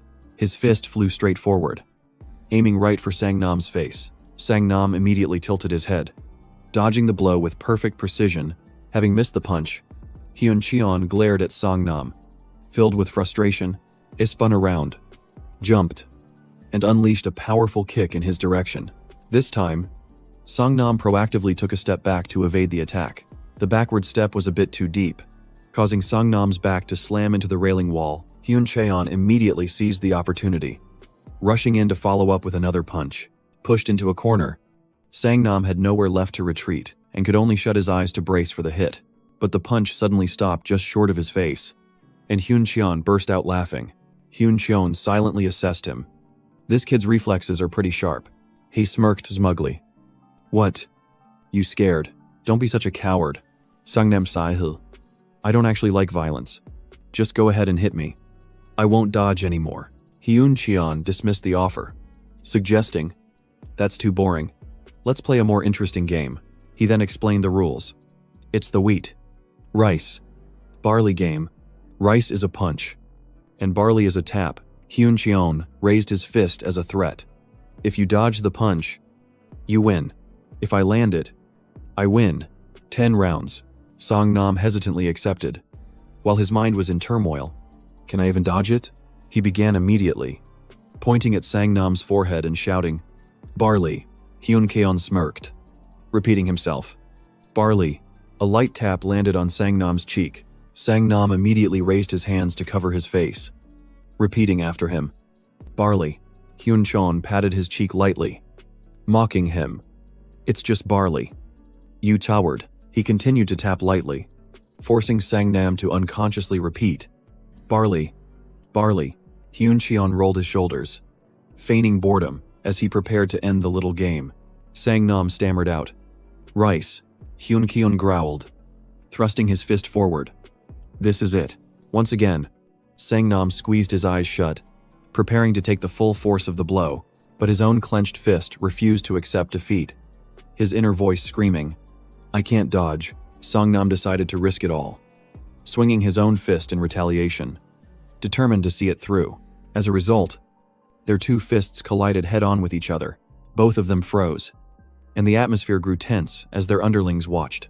The smile on Hyun Cheon's face vanished, replaced by a look of fury as he gritted his teeth. This crazy bastard. Immediately after, he turned on his heel and ordered his cronies, "Let's go." The blonde-haired guy asked in confusion, "What's wrong?" "Boss." The underling's gaze suddenly froze, his brow furrowing as he noticed something was wrong. He had just seen that Hyun Cheon's hand was already swollen. He said worriedly, "Your hand." But Hyun Cheon immediately snapped back, "I know. Damn it." Hyun Cheon hid his injury, leaving in a hurry and slamming the door behind him. Only then did Sang Nam collapse to the floor, panting from exhaustion. Suddenly, he opened his eyes wide, his mind still reeling in shock. What did I just do? At that moment, a figure slowly approached him. Sang Nam struggled to turn his head to look. The person standing before him was none other than Jong Jin. The scene changes, and the streets outside are still bustling with people. Minho walked with his head down, muttering to himself. There must have been 2 time loops. He tried to piece it all together. The first time was when I was attacked, and the second was when everything froze. Is that the reason why time was reversed? He slaughters them, and I bring them back to life. Minho crossed the street, lost in thought. My ability to save people is what triggers the loop. Could he be a homicidal maniac? The thought filled him with intense anxiety. Suddenly, a voice calling from a distance startled Minho. "Hey, school kid." He saw a timid student turn around, and Inho immediately ordered, "Give me a few cigarettes." The other student politely refused, but the thug laughed loudly. "I just saw you smoking over there." "You liar." Inho stood up, approaching him menacingly.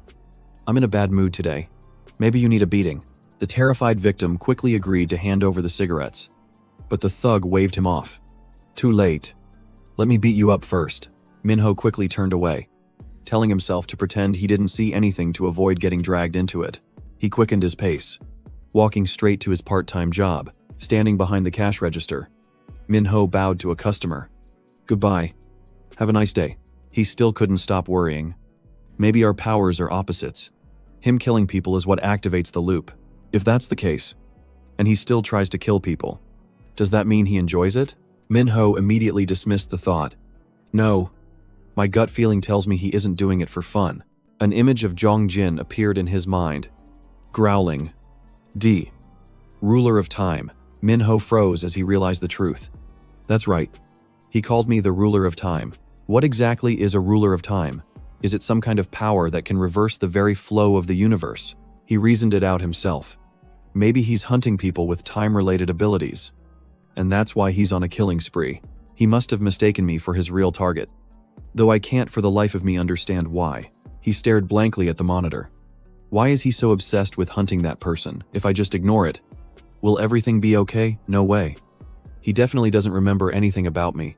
As he was lying on the rooftop, Sang-nam suddenly heard the sound of approaching footsteps. He lazily opened his eyes, glancing over to see who had just arrived.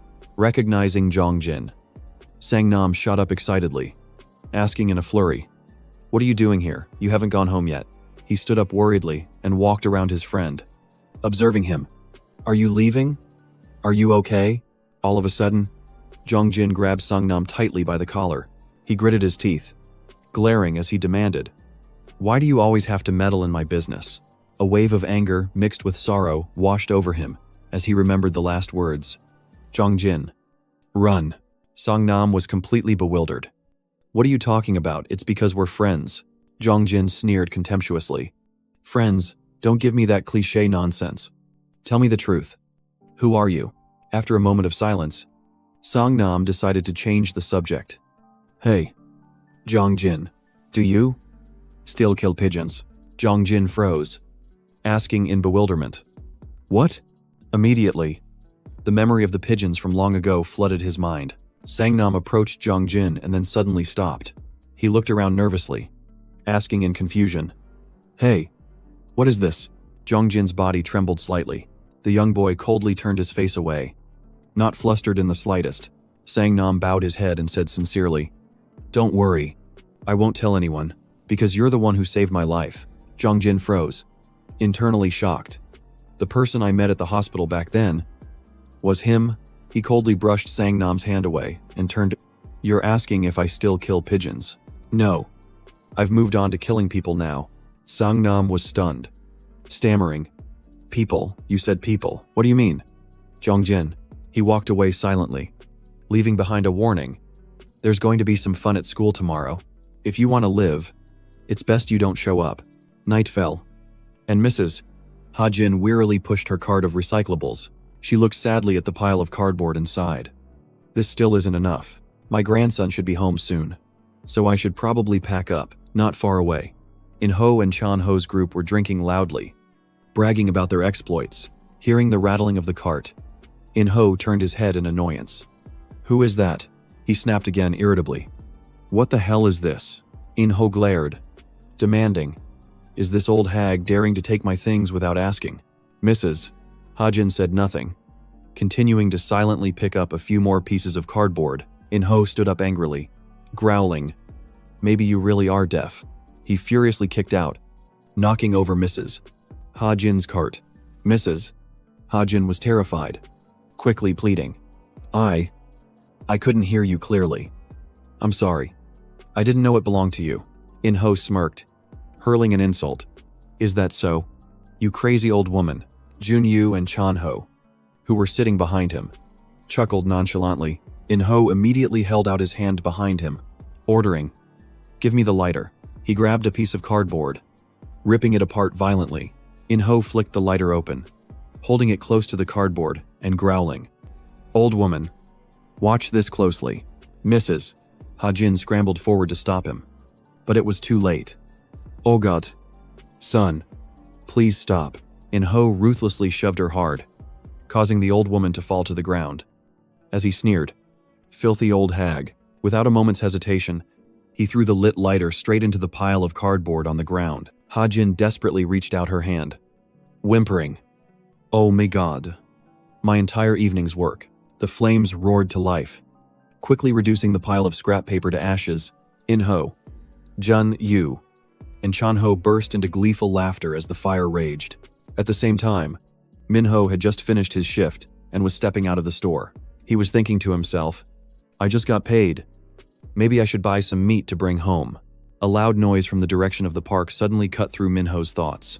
Min-ho squinted to get a better look, and gradually, he made out the horrifying scene. It was In-ho's crew, laughing and gloating as they tore up a pile of cardboard boxes. Ha-jin could only stand there, motionless, silently watching the flames consume all her hard work. As anger and frustration welled up inside him, Min-ho stammered, "Grandma, Grandma." He rushed over to help Ha-jin up, asking frantically, "What are you doing here, please? Stand up." Ha-jin took Min-ho's hand, trying to reassure him, "I'm okay. You should go on home ahead of me." Min-ho snapped back in frustration, "We'll go home together." Suddenly, In-ho's group approached them, feigning an apology. They quickly closed in, growling, "Can't you see we're busy having fun here? You should be a good boy and listen to your grandma." The leader grabbed Min-ho by the hair, yanking his head back. "Or maybe you want to join in on the fun." In-ho smirked, a look of pure contempt on his face. As he asked, "Do you?" Ha-jin frantically rushed over and fell to her knees, pleading, "It's all my fault. Please, just let him go." In-ho cruelly kicked her to the ground, roaring, "Don't you touch me, you filthy hag." Witnessing the scene, Min-ho let out a horrified, anguished cry. "Grandma." Ha-jin lay sprawled on the cold ground, groaning in pain. "Oh God." Seeing his grandmother being brutalized like that, tears streamed down Min-ho's face. How could they do this? He snapped his head up, demanding in a low, tight voice, "Why are you people doing this?" As soon as the words left his mouth, A stream of ice-cold liquid from a beer can was poured all over Minho's head. Junyu sneered as he emptied the can. "Now I'm out of beer because of your grandma. You little brat." He finished the can and threw it straight at Minho's head, then prepared to turn away. Immediately after, In-ho charged forward and landed a vicious kick to his face, sending him sprawling to the ground. The beer can was sent flying off in another direction from the force of the kick. The others feigned disappointment, cursing. "You missed it, you kicked him instead. You idiot." In-ho continued his assault, delivering another crushing kick to Minho's stomach. Without a moment's hesitation, he kicked Minho straight in the face and yelled, "Goal." Dazed, Minho struggled to open his eyes as his weak voice called out, "Grandma." Before he passed out, he saw them excitedly shift their target to Ha-jin, also shouting, "Goal." Finally, exhausted and overwhelmed by excruciating pain, Minho lost consciousness. Elsewhere, Jongjin had arrived at a massive container yard. He looked up, his gaze fixed on a single container sitting at the very top of a stack. Jongjin held out his hand, and an invisible wave of energy erupted from him, causing his hair to fly back. The massive container began to tremble, emitting a loud, creaking sound as if it were being lifted into the air. It hovered majestically in mid-air, and Jongjin smirked. Intrigued, he looked up at the sky, his face filled with confidence, and muttered to himself, "This should be enough." As soon as he spoke, the massive container plummeted back down to its original position. As dust billowed up, Jongjin casually raised a hand to shield his face. His eyes narrowed as he calculated silently. "This will be enough to destroy everything at school tomorrow." As he walked in the door, Jongjin heard his stepfather's voice asking, "Is our baby asleep now?" Tae-min was cheerfully rubbing Jongjin's mother's pregnant belly, joking, "He just kicked you a second ago and now he's all quiet." He noticed Jongjin's presence and turned with a smile. "Oh, you're home.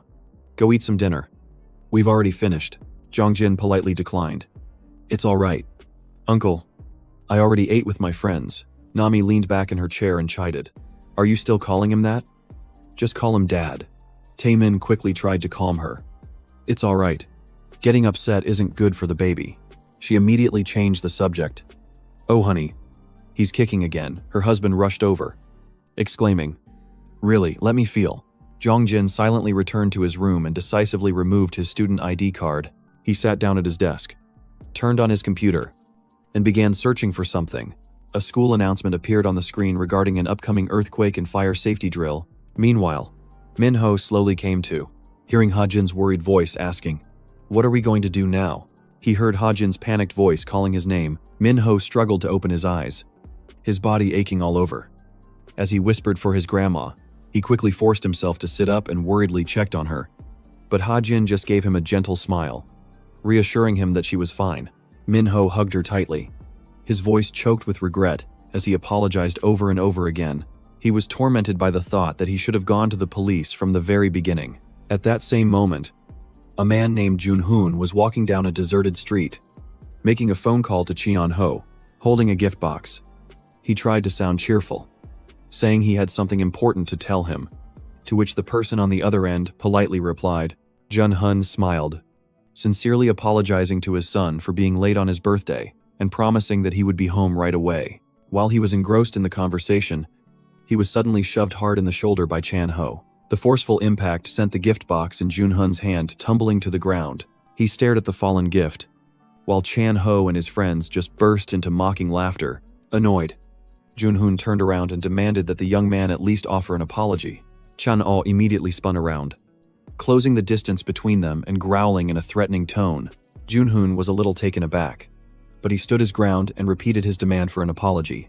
Chan-ho immediately grabbed him by the collar and started to drag him away, causing the terrified Junhoon to start pleading. I'll leave right now.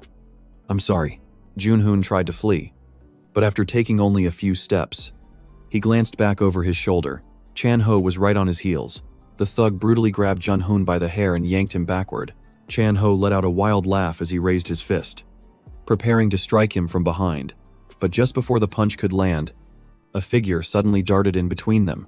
Minho had used his own body to shield Junhoon, taking the full force of the blow himself. Chan-ho stared in shock at the stranger, and the atmosphere suddenly became tense. Minho's entire body trembled as he struggled to suppress a sob caught in his throat. Chan-ho narrowed his eyes, trying to get a good look at the person who had just interfered. Suddenly, Minho gripped Chan-ho's wrist tightly, and a jolt of electricity shot through the bully. Chan-ho recoiled from the shock, hastily pulling his hand back and stumbling into Jun-yu, who was standing beside him. Jun-yu immediately charged forward, demanding in a harsh voice, "Who the hell are you to interfere with our business?" Minho ignored him, instead turning to Jun-hun and urging him to run, and the panting man quickly nodded. Seeing this, an enraged Jun-yu delivered a swift kick to Minho's stomach. Caught off guard, Minho staggered and dropped to his knees. Clutching his stomach in pain, Jun-yu jutted his chin out and ordered Chan-ho to pull off the guy's hood. Chan-ho stepped forward, roughly yanked off his hood, and growled, "Who the hell are you? Do you even know who you're messing with?" Reacting on instinct, Minho grabbed Chan-ho's wrist in a vice-like grip, preventing him from moving. He then began to channel that strange energy into Chan-ho's arm. Chan-ho was suddenly racked with a powerful shock, forcing him to grit his teeth in agony. Minho slowly rose to his feet, his grip unwavering. Completely ignoring Chan-ho's pained curses, Chan-ho collapsed to the ground, unconscious, causing a panicked Jun-yu to start shouting at him. But Chan-ho was already out cold, foaming at the mouth and completely unresponsive. Jun-yu suddenly realized how serious the situation was and started to become fearful and cautious. He recklessly charged forward and ripped the hood off of Minho's head. Upon seeing Minho's face, Jun-yu screamed in terror. "What the hell is this?" Blood trickled from the corner of Minho's mouth, a result of the kick he had taken earlier. He calmly wiped the blood from his lip, his expression completely unfazed. The scene flashes back to earlier. With Ha-jin resting in her bed, Minho quietly closed her bedroom door, his heart heavy with worry. His mother, Soo-jin, gently reassured him, "She's going to be fine. You should go get some sleep." But Minho couldn't help but torture himself with the thought that if he had just called the police earlier, none of this would have happened. Soo-jin squeezed her son's hand tightly, telling him not to blame himself. When Minho began to cry, she held him closer, trying to comfort him.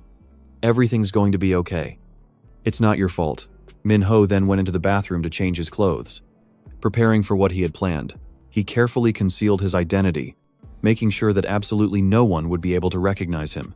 In the dead of the silent night, Minho secretly climbed out of his window and melted into the shadows. Minho calmly flew through the air, speeding towards his target. His face was now filled with a murderous aura, completely determined to avenge his grandmother. Jun-yu was stunned for a moment before bursting into laughter. "What's wrong with you, man?" He tilted his head foolishly and asked with a sneer, "What's the matter? Did that old hag send you to get revenge?" Minho raised his hand, his eyes fixed in a deathly glare upon his enemy. Unaware of the danger, Jun-yu continued his taunts. "Are you trying to get revenge for her?" Immediately, Minho lunged forward, his hand aimed straight for his opponent's face. However, Jun-yu reacted with incredible speed, ducking to dodge the blow and causing the attack to miss. Minho was stunned for a moment, revealing a brief opening. Jun-yu instantly seized the opportunity, landing a counterpunch right in his face. Seeing Minho double over, Jun-yu immediately spun around, preparing to follow up with a kick. Jun-yu delivered a powerful kick, slamming it into Minho's stomach without any mercy. The force sent Minho flying backward, and he collapsed helplessly on the ground. That guy Jun-yu immediately approached him, demanding, "Where are you hiding the weapon? Hand over the thing you used to knock her out." "No." Minho didn't answer, but his eyes quickly darted down to Jun-yu's foot. He instantly activated his power, aiming it straight at his opponent's foot. Jun-yu let out a blood-curdling scream of excruciating pain. Seizing the opportunity, Minho immediately grabbed his wrist tightly. Minho stood up, watching his enemy slowly crumple to his knees as he stammered, "What the hell is this?" Minho glared and growled, "This isn't revenge. This is to stop you from creating more victims." Although terrified, Jun-yu still stubbornly threatened. "You crazy bastard." Minho immediately intensified his power, forcing Jun-yu to stammer and beg, "Stop. Let me go." He let go and turned to leave, issuing a warning, "Don't ever hurt the weak again." Jun-yu struggled to his feet and immediately turned and fled in the opposite direction. Only after running a safe distance did he dare to stop, yelling curses. "Damn it, you bastard." Only when his enemy was long gone did Minho collapse.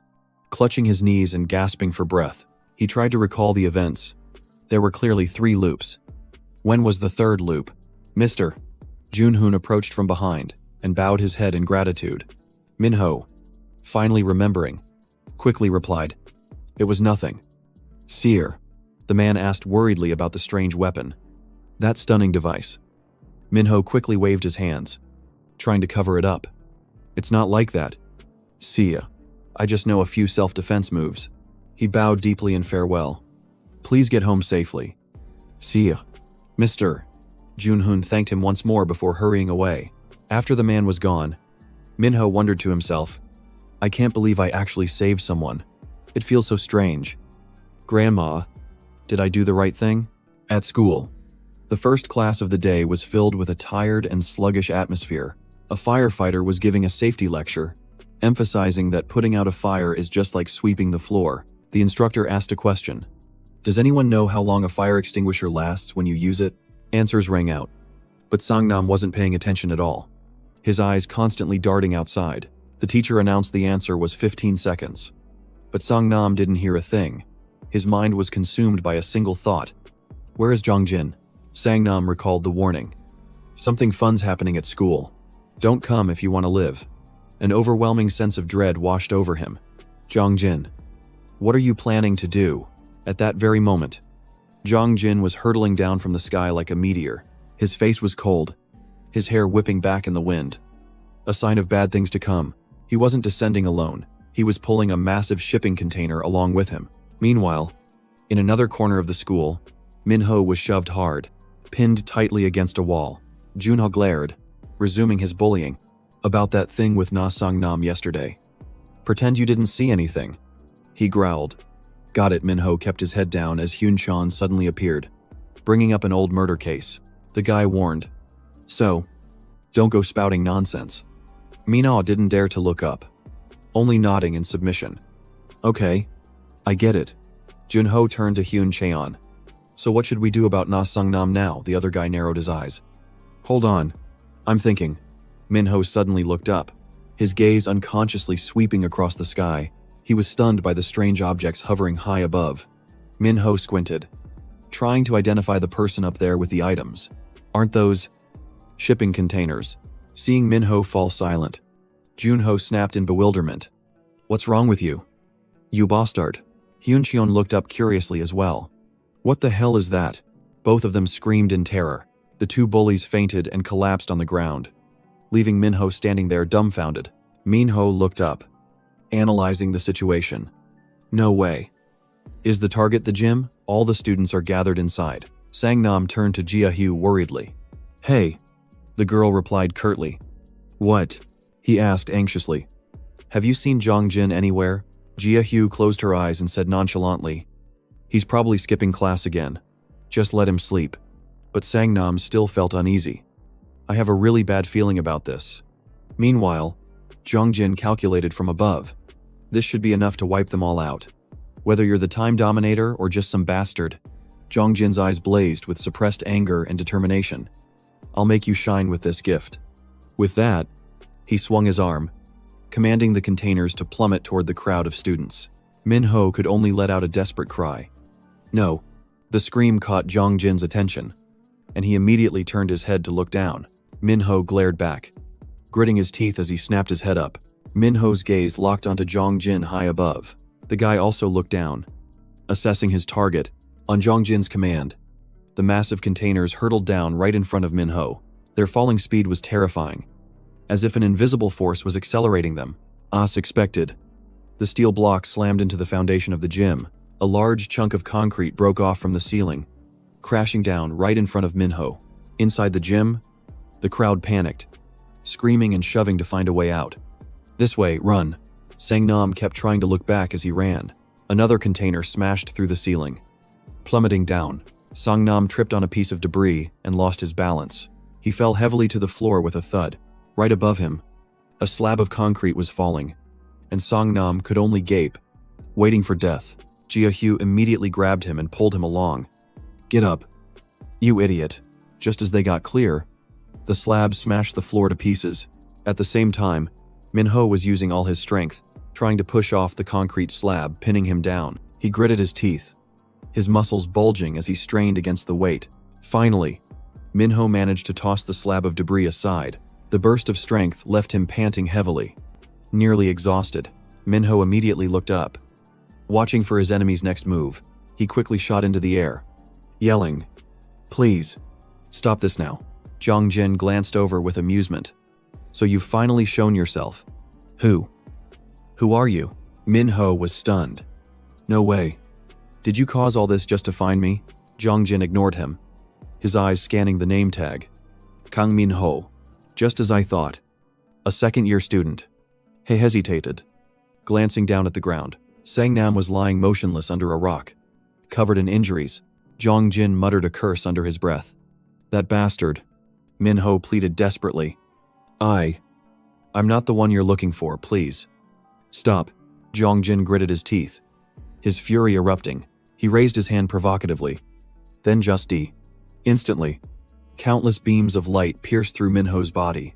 He was in extreme agony, his hand reaching out helplessly as he managed only a few unintelligible sounds, unable to bear it any longer.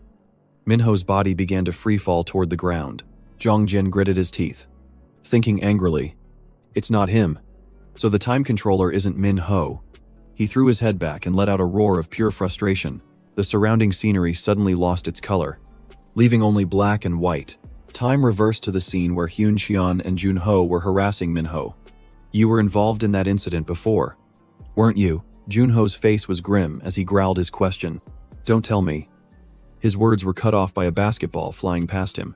The ball slammed right into the middle of Junho's face. Both Hyun Cheon and Junho went tumbling to the floor. Minho, standing close to the wall, was lucky enough to dodge the throw. Zhang Jin walked over, casually catching the bouncing ball. Minho stared in shock at the newcomer, stammering, "You." Minho was bewildered. "How did he find me here?" Zhang Jin spun the ball in his hand and began his interrogation. "Kang Minho, who are you? Really? You're the one who created the time loop during 5th period yesterday." Minho was instantly panicked. "How did you know?"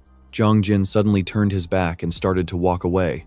Instantly, countless sharp stone spikes erupted from the ground behind Minho. Sensing the killing intent, Minho quickly whipped his head around. A volley of sharp leaves shot straight toward him. The razor-sharp leaves stopped, aimed directly at Minho's vital points. Zhang Jin commanded coldly, "Get your friends out of here.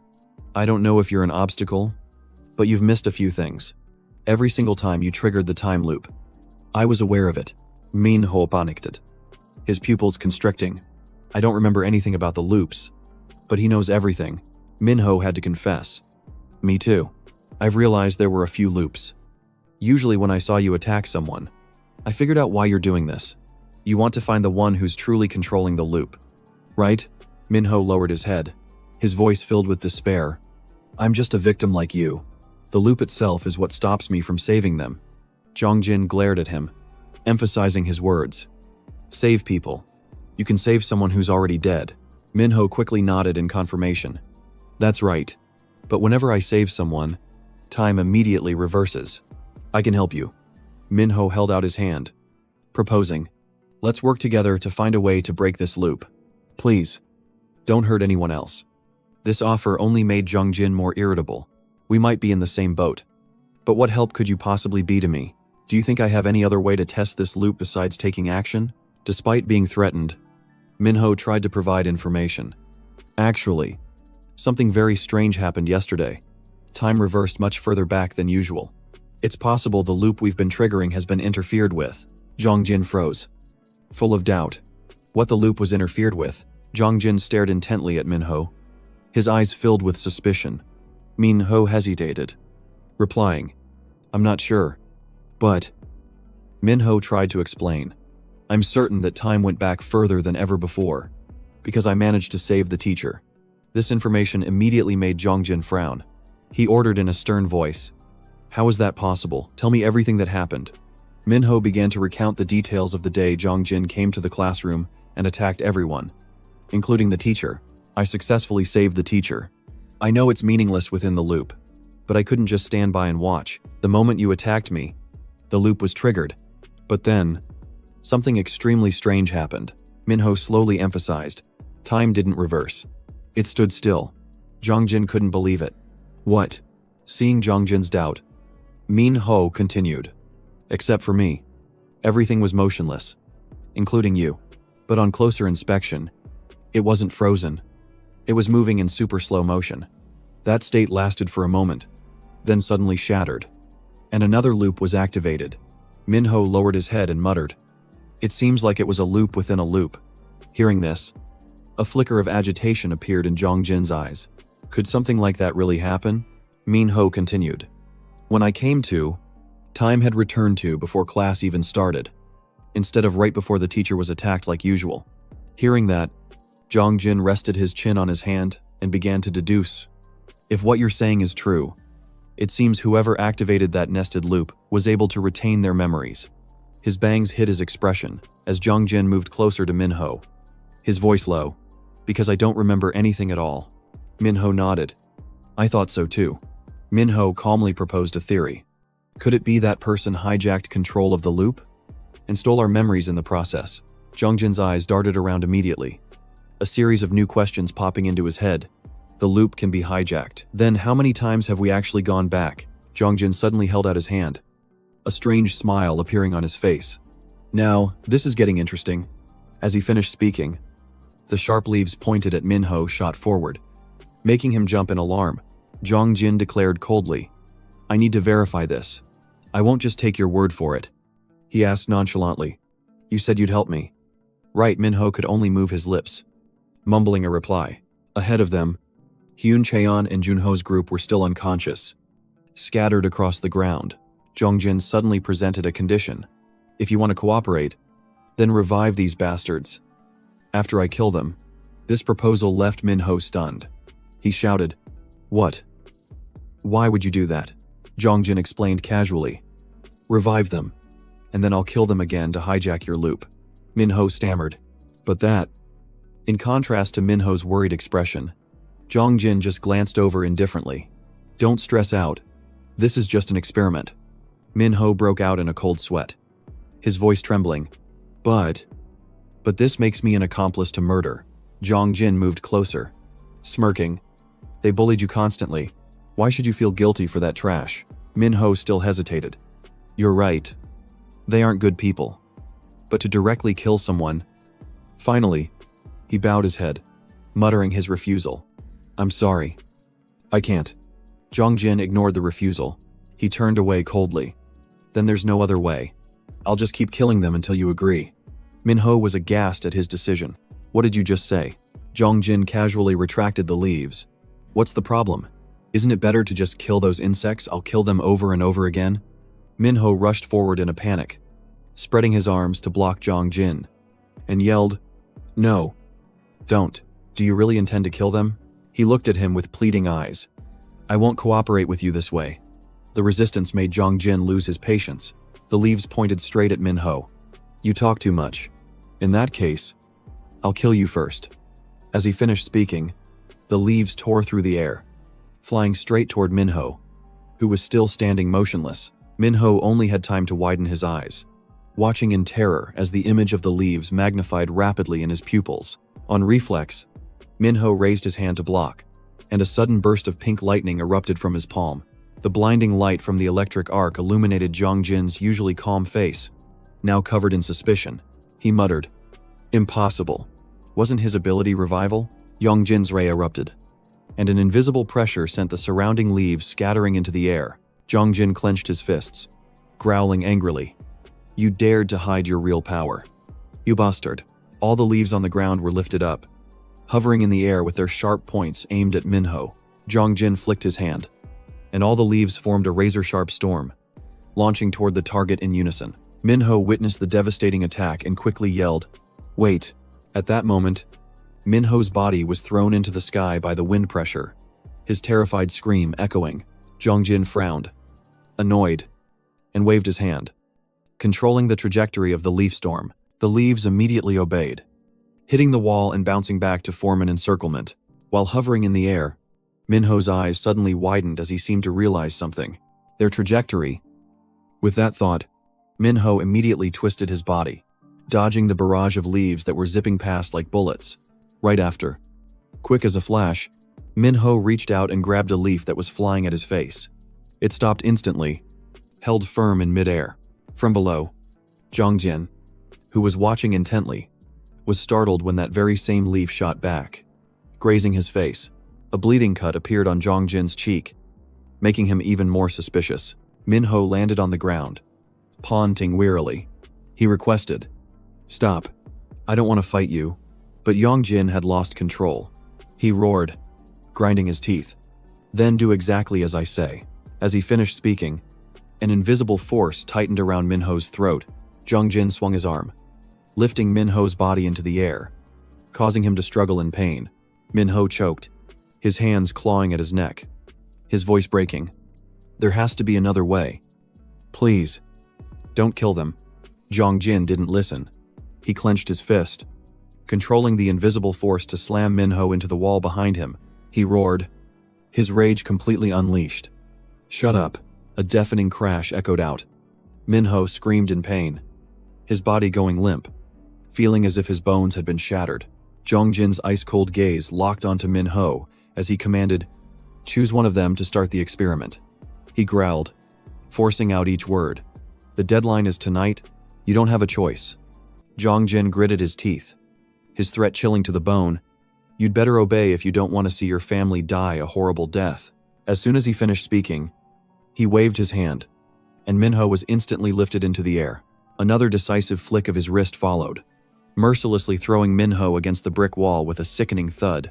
His body went limp, sliding down to the cold, hard floor. Minho was in too much pain to speak, his mouth only managing to form weak, whimpering groans. Right in front of him, Zhang Jin stood staring down with a stern expression. Just a few seconds later, Minho's vision went black. Back at the school, the grounds outside were deserted, without a single person in sight. Inside a classroom, the teacher announced, "Today, our class has a new student." The teacher prompted her casually, "Say hello to everyone." "Ha Yun." The girl immediately waved with a radiant smile. "Hi everyone. I'm Song Ha Yun." The students below started buzzing. "She's so pretty. Totally my type." Ha Yun continued with a friendly gaze. "It's a pleasure to meet you all. I hope we can get along well. I've lived abroad, so my pronunciation isn't perfect. I hope you'll bear with me." An excited male student shouted, "What are you doing? Let's give her a round of applause." The girl next to him yawned. "Bored. You're being so extra." The teacher pointed. "You can sit over there." Amidst the noisy atmosphere, only Zhang Jin kept his head down, lost in thought. "If the experiment succeeds, I'll be able to summon the time controller." He pursed his lips, calculating silently. "That's right. I have to exploit that loop. It's the only way to take that bastard down." Zhang Jin's will was absolutely resolute. This experiment must succeed. The moment Ha Yun walked past his seat, she glanced at him briefly and gave him a knowing smile. Time flew by, and it was evening after school let out. Minho was on the phone as he walked. "Yes. Mom. I'm on my way home. A friend." "What friend?" As soon as that name was mentioned, he repeated in alarm. "Zhang Jin." Minho's pace quickened drastically, his mind screaming, "No. Mom." He sprinted ahead, muttering in despair, "Grandma." As soon as he got home, Minho forcefully shoved the door open and burst inside. Su Jin glanced over and asked, "Why are you in such a rush?" "Your friend is still waiting." Minho kept his head down as he took off his shoes. "Where's Grandma?" "Mom." His mother's words made Minho grit his teeth. "She's in the living room." "Don't worry. Go hang out with your friend." Without hesitation, Minho dashed straight to his bedroom and threw the door open. At that moment, the first thing he saw was Zhang Jin sitting leisurely in a chair, controlling levitating apple slices with his hand. Noticing Minho's arrival, he immediately turned around, his razor-sharp gaze not bothering to hide its hostility. Minho walked in slowly, his voice filled with irritation. "You. How did you know where I live?" Zhang Jin smirked, answering nonchalantly. "Your ID card, from when you passed out." Hearing this, Minho trembled with anger.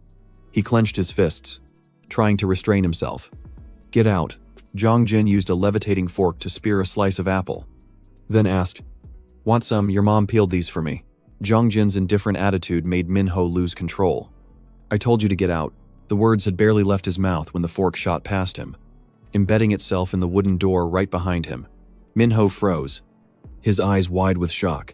Jongjin tilted his head casually and said, "Sorry." My hand slipped. The loud noise caught Sujin's attention. Her voice called out, "Is everything all right?" Son Minho answered through gritted teeth, "It's nothing, Mom." She then replied, "Oh, okay then." Jongjin swiveled his chair around to face him directly and demanded, "Have you decided yet who is going to be the one to die to be saved?" Minho turned his face away resolutely. "No matter how many times you ask, I will never kill anyone." But before he could finish, the scenery around Minho suddenly began to shake. A purple light flared up, illuminating his horrified face. Minho's eyes widened as he looked around, thinking, "The time loop?" He asked, trembling, "You? What did you just do?" That expression made Jongjin sneer. "What?" "Surprised I've already killed your mother. And of course, you too." Minho was frozen on the spot, completely stunned into silence. "What?" His hands clenched so tightly, his knuckles turned white, his body shaking uncontrollably. Minho's eyes gradually turned red. In a fit of absolute turmoil, he growled through clenched teeth, each word filled with rage. "You're not human anymore, you beast." However, the curse had no effect on Jongjin. He coolly delivered his next threat. "Next time, it will be your grandmother." Minho was still confused, but the idea that the loop was being disrupted was just a guess. Just how important was this experiment anyway? Jongjin looked him straight in the eye and snarled, "Of course it's important, because I need to summon that bastard." Minho hesitated before asking, "That bastard? You mean the one who controls the loop?" The fork in the door slowly slid out as Jongjin's voice deepened. "That's right. The time controller." He casually caught it and continued, "Everything I know. I already told you back in Vietnam." Then, Jongjin used the fork to spear a slice of apple. "My plan is to disrupt the loop until it shatters the flow of time." Jongjin calculated grimly. "If he dares to cause trouble, I'll return it to him tenfold. Just like that bastard's curse." Jongjin's words ignited a firestorm of rage in Minho. He bit his lip, suppressing his resentment. How many more people does he plan to kill? It's best to accept his offer for now, then find a chance to strike back. Minho reluctantly nodded in agreement. "I understand your plan. You can go now." The more Jongjin heard, the more interesting it became. He smirked triumphantly. "I'll play along with you." Jongjin slowly stood up, and Minho quickly added, "I'll let you know the time and place tomorrow." Jongjin immediately closed the distance between them. Cornering Minho, he snarled, "The person chosen for the experiment will be decided by me." Instantly, Jongjin slammed his hand against the door behind Minho. The violent impact made the wooden frame tremble, intimidatingly pinning him in place. Jongjin spoke, his voice filled with amusement. "I just found an extremely interesting test subject." Minho tensed up and warned through gritted teeth, "Don't you dare touch my mother and grandmother, or I won't let you get away with it." A few minutes later, the small alley was submerged in silence, with only the sound of Jongjin's steady footsteps echoing. Slow like the ticking of a clock, he looked down at his phone, the screen's light reflecting on his face, revealing an unconcealable interest. "There's still one more." The screen displayed a photo of a brightly smiling Min Yang. Jongjin said in a sinister tone, "Are you thinking what I'm thinking?" Kang Minho. After leaving Minho's house, Jongjin walked silently down the small, deserted street, where not a single person was passing by. He gripped his phone tightly, his eyes filled with a strange excitement. There's still one more target. The screen clearly showed a picture of Min Yang. "I'm not wrong, am I?" Minho. Outside the door, a hand reached up and knocked gently a few times. Sujin slowly wheeled herself closer, her voice hospitable. "Minho will be home soon. You can have this while you wait." Jongjin was still sitting with his back to her, shadows obscuring half his face, hiding his unreadable expression. Finally, Jongjin tilted his head slightly, replying blandly, "Yes. Thank you, ma'am." He accepted the plate of peeled apples, then suddenly asked, "But when will Minho's father be back?" Sujin lowered her head, a hint of sadness on her face. "Minho's father passed away in a car accident 5 years ago." She gently turned her wheelchair around, her tone reassuring. "It's all right. Don't worry about it. Please, make yourself at home." But just then, Jongjin suddenly spoke up. his tone laden with hidden meaning. Ma'am. Wait. Does Minho have a girlfriend? Hearing this, Sujin paused, asking in surprise. A girlfriend, Minho has never dated anyone. Jongjin's eyes narrowed with interest. Is that so? There's a girl standing next to Minho in this picture. He must be hiding her from you. With that, he quickly held his phone out. Do you know this girl? As soon as she saw the picture, Sujin laughed. Oh, you mean Min Yang? That's Minho's younger sister. Jongjin asked curiously. He has a sister. She slowly nodded in confirmation. Yes. There's a 3-year age difference between them, but due to family circumstances, she has been living with her aunt since she was 10. Jongjin then smiled in return. No wonder she looks so much like Minho. At that exact moment, 2 forks on the table suddenly began to vibrate, then shot up to levitate in midair. They spun once before darting straight towards Sujin. She was too stunned to react, as Jongjin spoke calmly, his voice growing colder. But ma'am, his hair began to stand on end, his eyes flashing with a mysterious light. I need you to tell me which school she attends. The dim light cast upon Sujin's face revealed her absolute terror.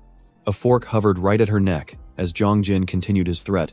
I still have some important things to accomplish. Back in the present, Jongjin was still looking down, staring intently at his phone. Minho pressed his lips together tightly, a bitter resentment swelling in his chest. He screamed internally. What did that bastard do to my mom? I can never forgive him. Just then, Sujin saw her son standing dazedly by the window and walked over to ask what was wrong. Oh my gosh. What happened to your uniform? Minho clenched his jaw, his eyes filled with a complex mix of emotions as he hesitated and about to speak, but then stopping himself, he bent down and took his mother's hand, trying to explain that he just fell on the way home. But Sujin asked worriedly, were your friends bullying you again? Minho quickly shook his head. No, it's not like that. Mom.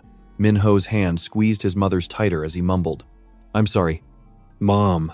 Sujin grew even more confused. What's wrong? Did something happen to you?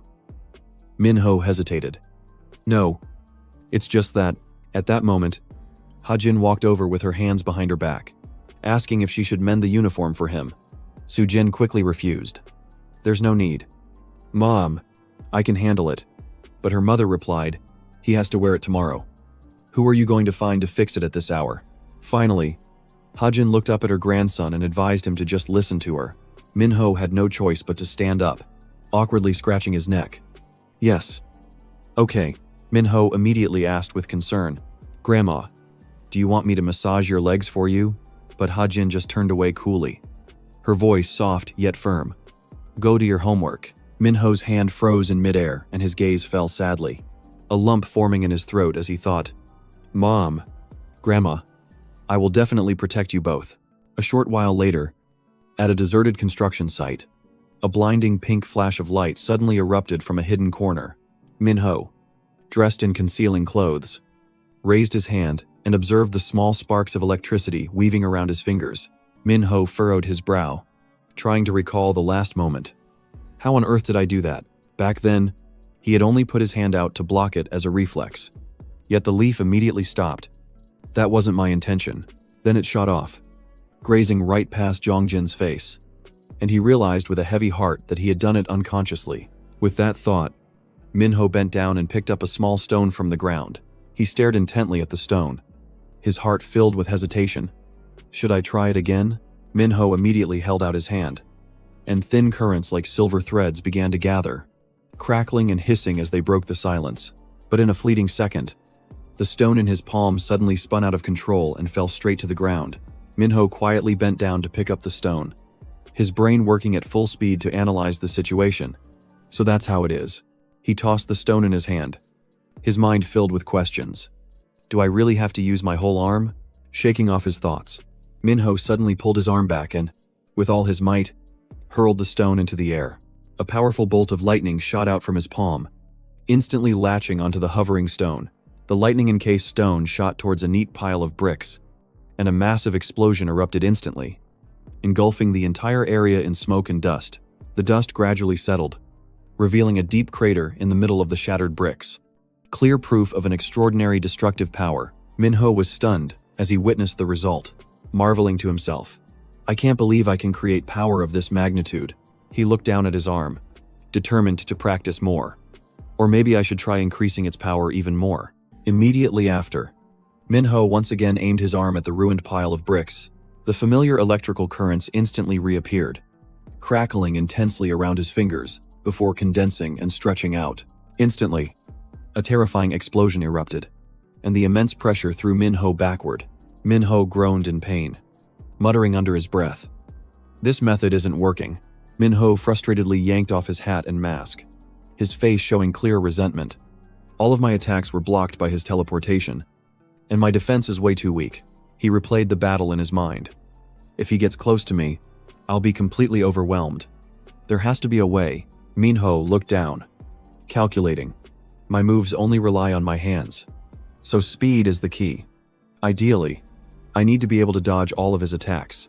At that thought, he let out another frustrated sigh. The plan is easy, but actually executing it is the real problem. At the same time, a strange figure quietly appeared in the distance, but Minho was still lost in thought. If only I had someone to spar with.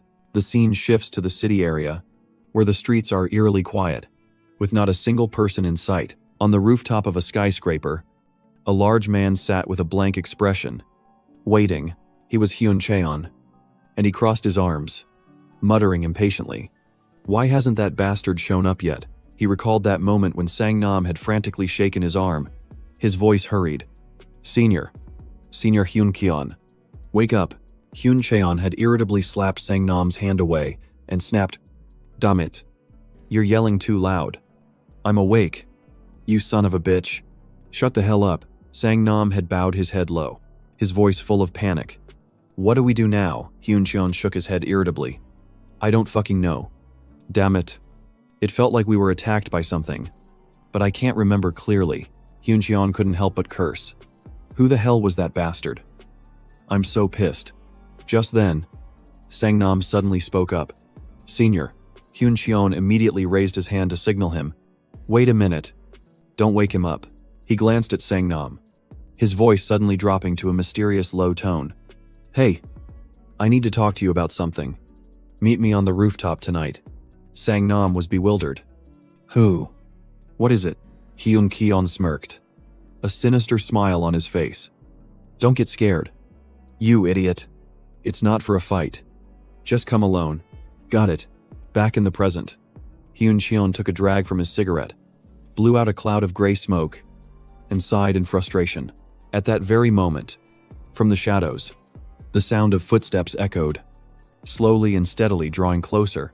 Hyun Cheon spoke in a mocking tone. So you're finally here.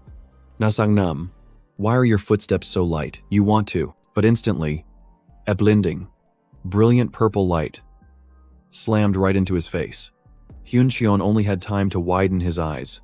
His pupils contracting in terror, a wave of horror washed over Hyun Cheon, causing him to tremble uncontrollably as the cigarette fell from his mouth. He stammered, What the hell? You. What are you? The footsteps continued to draw closer, getting nearer with each step, bringing with them an invisible pressure that weighed heavily on him. Hyun Cheon's entire body was shaking violently, but he still braced himself and growled, This is crazy. Don't come any closer. I said stop. His still bandaged hand gripped the railing tightly in an unconscious effort to maintain his last bit of balance. The forceful grip aggravated the wound on his wrist, and a sharp pain flared up. Hyun Cheon screamed, quickly clutching his arm, his face pale with agony. Immediately after the surge of pain, his massive body lost its balance. He staggered and then teetered right on the edge of the rooftop. In that moment of freefall, Hyun Cheon let out a blood-curdling scream, his desperate cry echoing across the rooftop. Damn it. His screams continued to echo, growing fainter as he fell, before fading into silence in the empty air. Just then, Sang-nam finally ran up, his face covered in sweat from rushing. He panted, I'm sorry, Senior. I had to sneak out, so I'm a little late. However, the rooftop was completely deserted. Sang-nam called out in bewilderment. Hasn't Senior arrived yet? He looked at his phone in confusion, muttering to himself. Could it be that he got tired of waiting and left? But he should have at least let me know. The moment he pressed the call button, a familiar ringtone suddenly sounded nearby. Sang-nam froze and quickly looked around. Oh, maybe he's already here. Without a moment's hesitation, Sang-nam immediately followed the sound, calling out loudly, "Senior, are you here?" But the sight that met his eyes at that moment was the massive body of Hyun Cheon lying motionless on the ground. In a pool of dark red blood below, Sang-nam's eyes widened in horror, and he let out a blood-curdling scream. "Senior." The next morning, on the school grounds, students began to gather in increasing numbers. Ja-hyun walked up with a friendly smile. "Ha-hyun, I'll text you later." Ha-hyun glanced at her. "Just add me to the group chat." Ja-hyun paused for a second. "Oh, I'll invite you right now." Jia-hyun immediately noticed the heavy atmosphere behind her. Sang-nam's somber expression made her suspicious. What on earth happened? Jong-jin, next to him, was also unusually silent. This atmosphere just wasn't right. Thinking this, Jia-hyun immediately walked over and said in a teasing voice, "Hey, why are you so quiet today? Not talking about my Jong-jin like you usually do." Sang-nam wearily brushed her off. "Don't tease me. I couldn't sleep last night." Jia-hyun turned to him and asked confusedly, "What's wrong? Is there a problem?" Memories of last night flooded back into Sang-nam's mind. The piercing siren of an ambulance. Paramedics carrying Hyun Cheon's body away. At that time, his eyes were shut tight, and he was lying completely motionless. Back in the present, Sang-nam lowered his head wearily. "It's better if you don't know. This has nothing to do with you." Jia-hyun persisted. "But I was really worried." She crossed her arms and puffed out her cheeks, guessing to herself, "What happened? I'm so curious. Did they get into a fight? I'm really worried. Is he okay?" Jia-hyun's gaze shifted to Jong-jin. What has he been doing this whole time? But the sight that met her eyes was him zooming in on a picture of Min Yang. Jia-hyun was astonished, her eyes wide as she stared at the girl's picture. She clenched her fists and quickly looked away. Why is that psycho looking at that picture? What is this? It's giving me goosebumps. Just then, Chan-ho burst into the classroom from out of nowhere, yelling, "Hey, Nam Sang-nam." He aggressively advanced towards Sang-nam and kicked his chair away. Jia-hyun, who was standing nearby, was caught by surprise. Stumbling and almost falling over, the chair was sent flying into the corner of the classroom by the kick. Sang-nam quickly caught her. "Are you okay, Jia-hyun?" She gritted her teeth, about to explode. "Damn it." Jia-hyun yelled angrily. "What are you guys doing in my classroom? If you want to fight, take it outside." The commotion immediately caught Jong-jin's attention. Chan-ho completely ignored her. He stared intently at Sang-nam and demanded, "Hey, what the hell is going on? What happened to my brother?" Sang-nam avoided his gaze and explained, "Senior Hyun Cheon asked to meet me yesterday. When I got there, he was already lying on the ground. So I called the police." That attitude only made Chan-ho more furious. "Don't mess with me. It was you. You bastard. Who else would have left him in that state?" Sang-nam remained silent, his lips pressed together, as he listened to him scream, "My brother is still in the recovery room." Jia-hyun looked at him in confusion. What are they talking about?" She quickly leaned down and asked urgently, "No way. You didn't do anything, right?" Behind them, Jong-jin silently put away his phone, his face completely emotionless. Jia-hyun continued, "Hey, tell me, what's really going on?" A while later, on the rooftop, the three of them stood facing each other. Sang-nam repeated nervously, "I reported it to the police last night. My parents came too." Chan-ho crossed his arms, looking skeptical. "Really? How come I didn't know?" Cheon-hai, standing next to him, took a drag from his cigarette and sneered. "You were probably asleep." Chan-ho pursed his lips, thinking to himself, "That's weird. Why didn't Mom wake me up?" He suddenly extended his hand as if to make peace. "Sorry, I misunderstood." Sang-nam slowly reached out his own hand to take it. "It's okay." But just then, Chan-ho contemptuously slapped his hand away. "You really think I'd say that?" he yelled in Sang-nam's face. "I won't believe you until my brother wakes up." "Got it." Sang-nam turned away helplessly. "If you're done talking, I'm leaving." Suddenly, Chan-ho asked, "Are you going to tell Jong-jin the truth?" Sang-nam gave him a cold glance. "This is enough." He frowned and continued, "Jong-jin has nothing to do with this. I don't know why you called me up here. I just wanted to apologize." Chan-ho questioned him harshly. Apologize for what? For knocking my brother out, Songnam replied. For that too. But it's my fault, his hand got injured. Chan Ho pressed. So you did do it. He continued to press. Did you two fight? Songnam said in a low voice. No. I just didn't want things to get worse. I didn't think it was a good idea. He explained further. I lost control without even realizing it. Finally, Songnam looked at him in silence. His voice soft but filled with threat. I'm asking you. Don't mess with Jongjin. Chan Ho frowned. Resolute. I'm not so sure. Maybe it was Jongjin who pushed my brother. Songnam immediately shook his head. No way. Jongjin would never do that. But just then, Jongjin's voice echoed in his mind. Now I've killed someone. The thought flashed through his mind. And Songnam's eyes widened in sheer terror. Chan Ho immediately caught his expression. Why are you so startled? You look really suspicious. Songnam stammered. No. It's nothing. While thinking to himself, could it be what I'm thinking? Chan Ho scoffed. This guy loses focus whenever Jongjin is mentioned. I'm just kidding. You loser. How could that bastard possibly push my brother? He suddenly got a call. At school, okay. I get it. Cheon Hee, standing nearby, spoke up. Is your mom here? Chan Ho nodded. She's here. Songnam suddenly remembered Jongjin's words. Tomorrow at school is going to be fun. No way. It was Jongjin. At the same time, on the school grounds, Min Ho was grabbed by the collar by a group of thugs. He groaned in pain. Wait. Hold on. Junho shoved his shoulder disdainfully. He frowned and interrogated him. You bastard. You're the one who hurt Hyun Cheon, aren't you? Min Ho quickly denied it. I would never do that. But Hanjin lost control and yelled. It was you. You bastard, Yunho pressed him. Where were you last night? Min Ho looked down and answered honestly. I came home from work and stayed home. I swear. Junho immediately flew into a rage. He shoved Min Ho's shoulder hard and yelled. What home? You bastard. He threatened angrily. If you lie again, I'll kill you. Min Ho rubbed his face, trying to explain. I'm not lying. Ji-ho tried to narrow down the suspects. Who could have taken down Hyun Cheon? Junho answered immediately. I can only think of Na Songnam. Hanjin suddenly interjected. No, there's someone else. The one with the biggest grudge. Ji-ho turned and asked. Who? He threw out a name. Bak Dong-soo. Ji-ho was stunned. Bak Dong-soo, are you kidding me?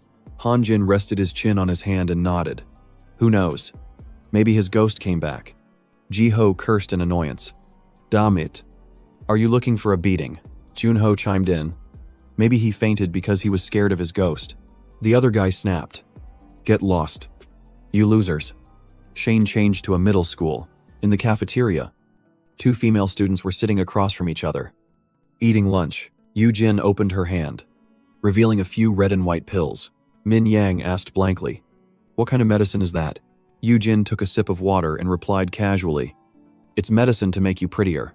With that, she picked up her tray to leave, not forgetting to add, take this to lose weight and get better skin. Min Yang was skeptical. Really, no way.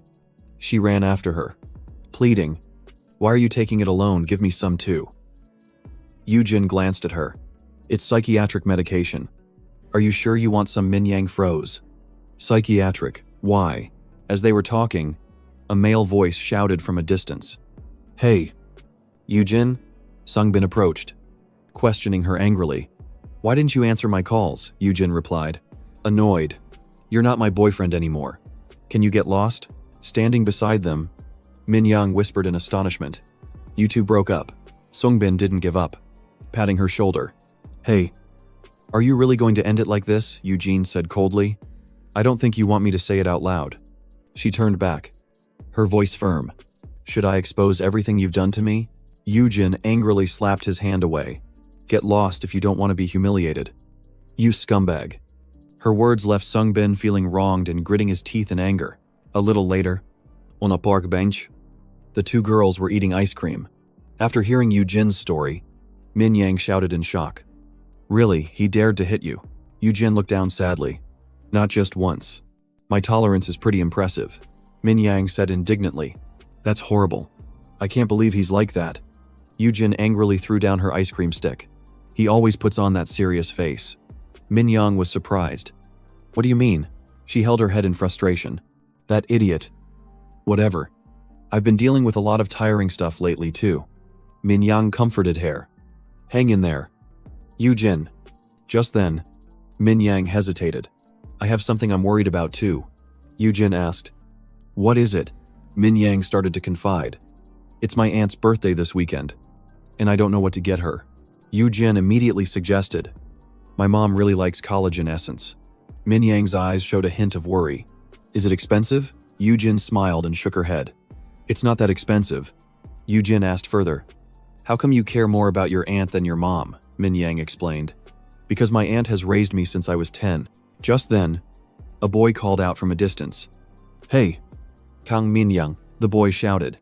Your brother is looking for you. Min Yang was surprised. My brother. When she reached the school gate, Min Yang called out. Brother, why didn't you call me? But the only reply was the cold back of a figure leaning against a utility pole. Jin turned around and glanced at her. His body emitting a strange glow. Min Yang's eyes widened as she asked hesitantly. Who? Who are you? Zhang Yongyin. Min Yang was a bit flustered. She asked curiously. Who are you looking for? Sia. Jin smiled and introduced himself.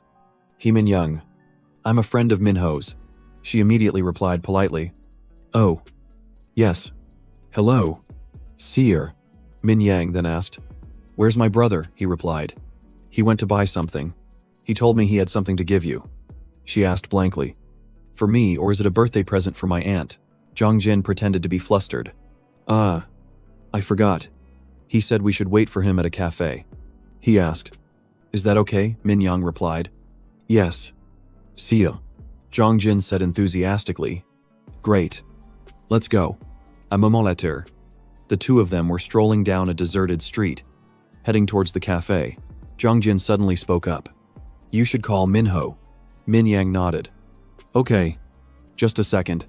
As soon as she finished speaking, she immediately took out her phone.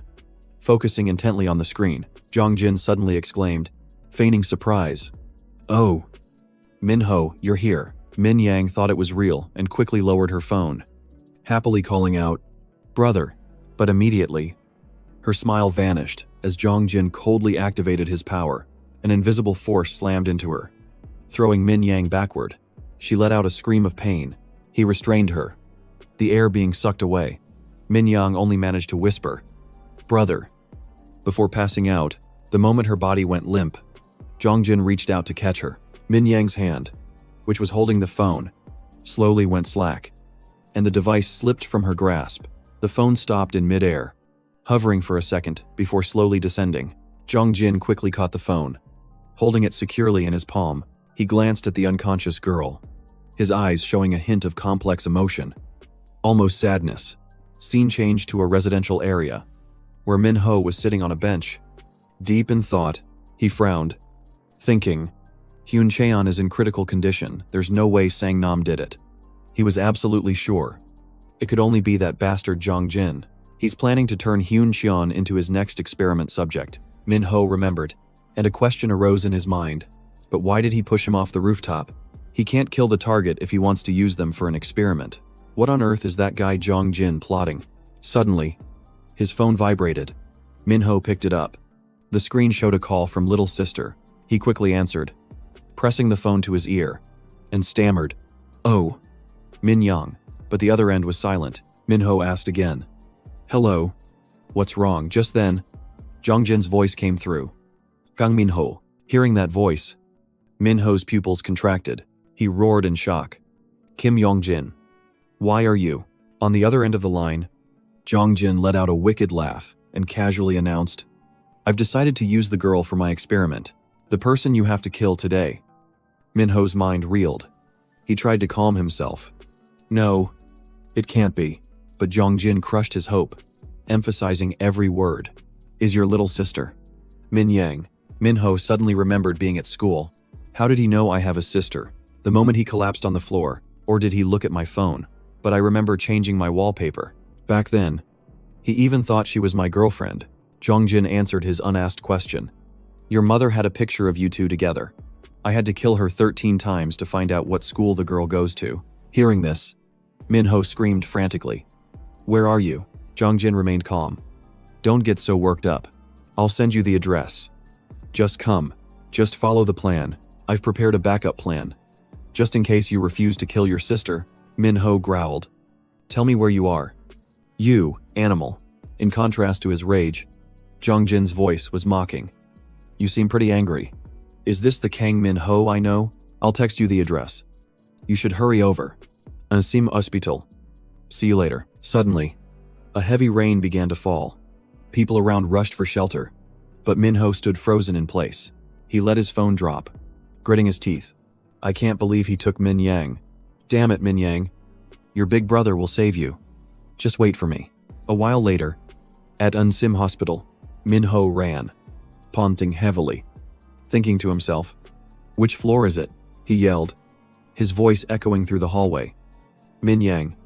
I'm here. Min Yang. If you can hear me, answer me, Min Yang. All of a sudden, a figure appeared right behind Minho. The person was holding a long wooden staff, which caught his attention. Without a moment's hesitation, the man raised the staff high. Minho exclaimed in shock. What? Thanks to his quick reflexes, Minho managed to dodge the lightning-fast attack. He was stunned, his eyes wide as he tried to get a clear look at his attacker, but the sight that met his eyes left him dumbfounded.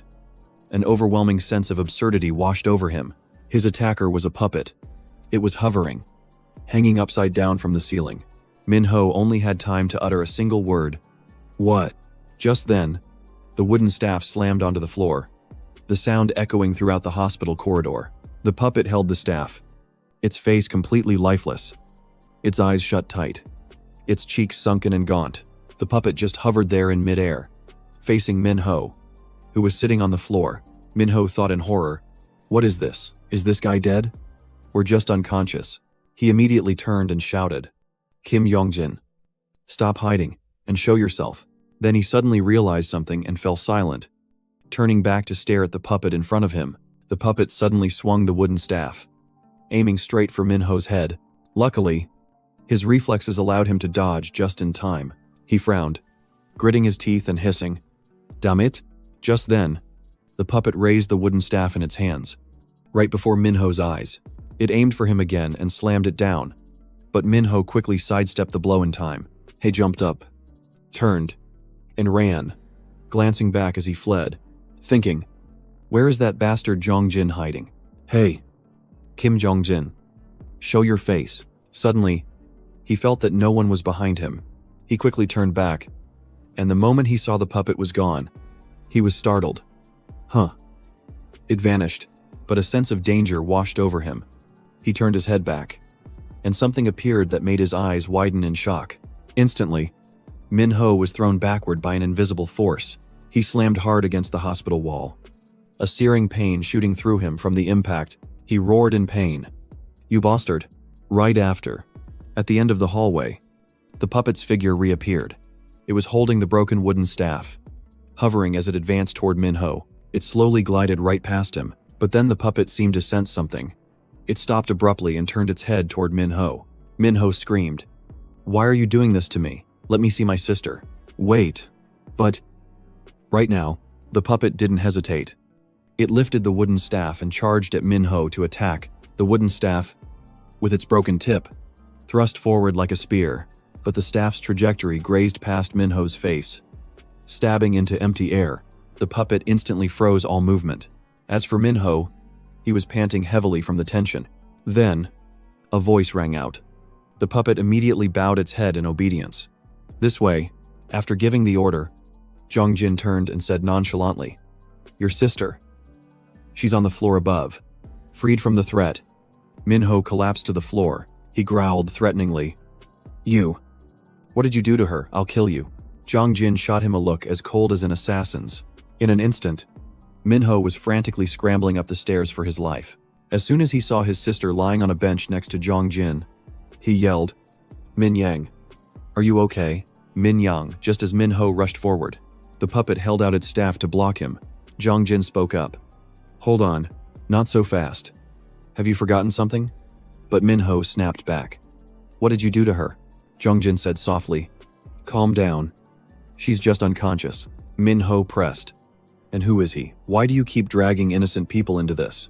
Zhang Jin replied, just some homeless guy. I'm giving you a choice. If you don't want to kill your sister, then kill this man. Remember, this is an experiment. You just need to kill him. Then revive him. After that, I'll kill him again. To create 2 consecutive loops.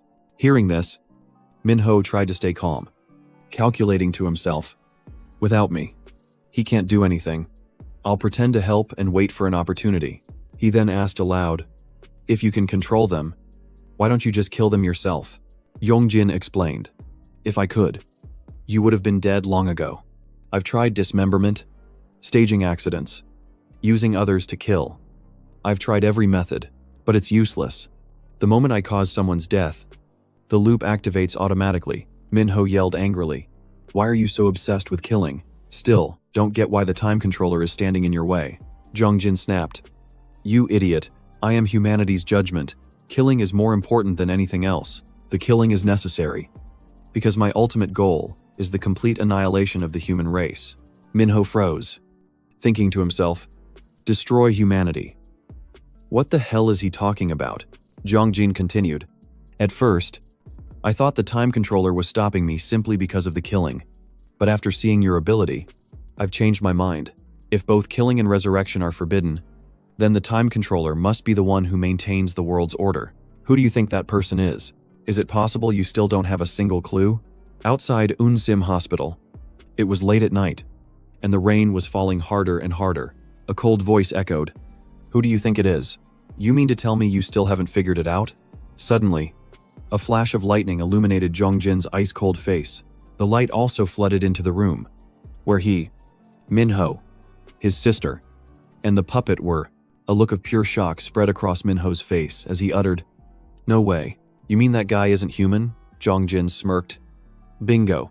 He's too powerful to be human. The only logical explanation is that he has transcended that limit. There are 3 possible reasons he's in my way. 1. To prevent the use of superpowers. 2. Killing and resurrection are forbidden for the sake of world order.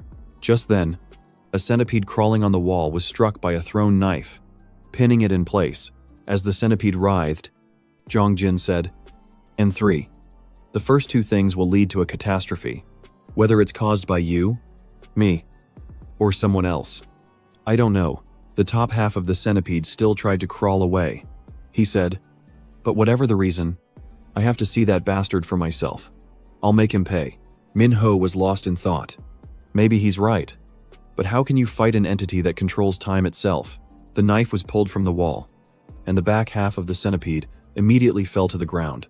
Zhongjin retrieved his knife and said, understand now, it's time to choose. Your sister, or this homeless guy. Minho answered.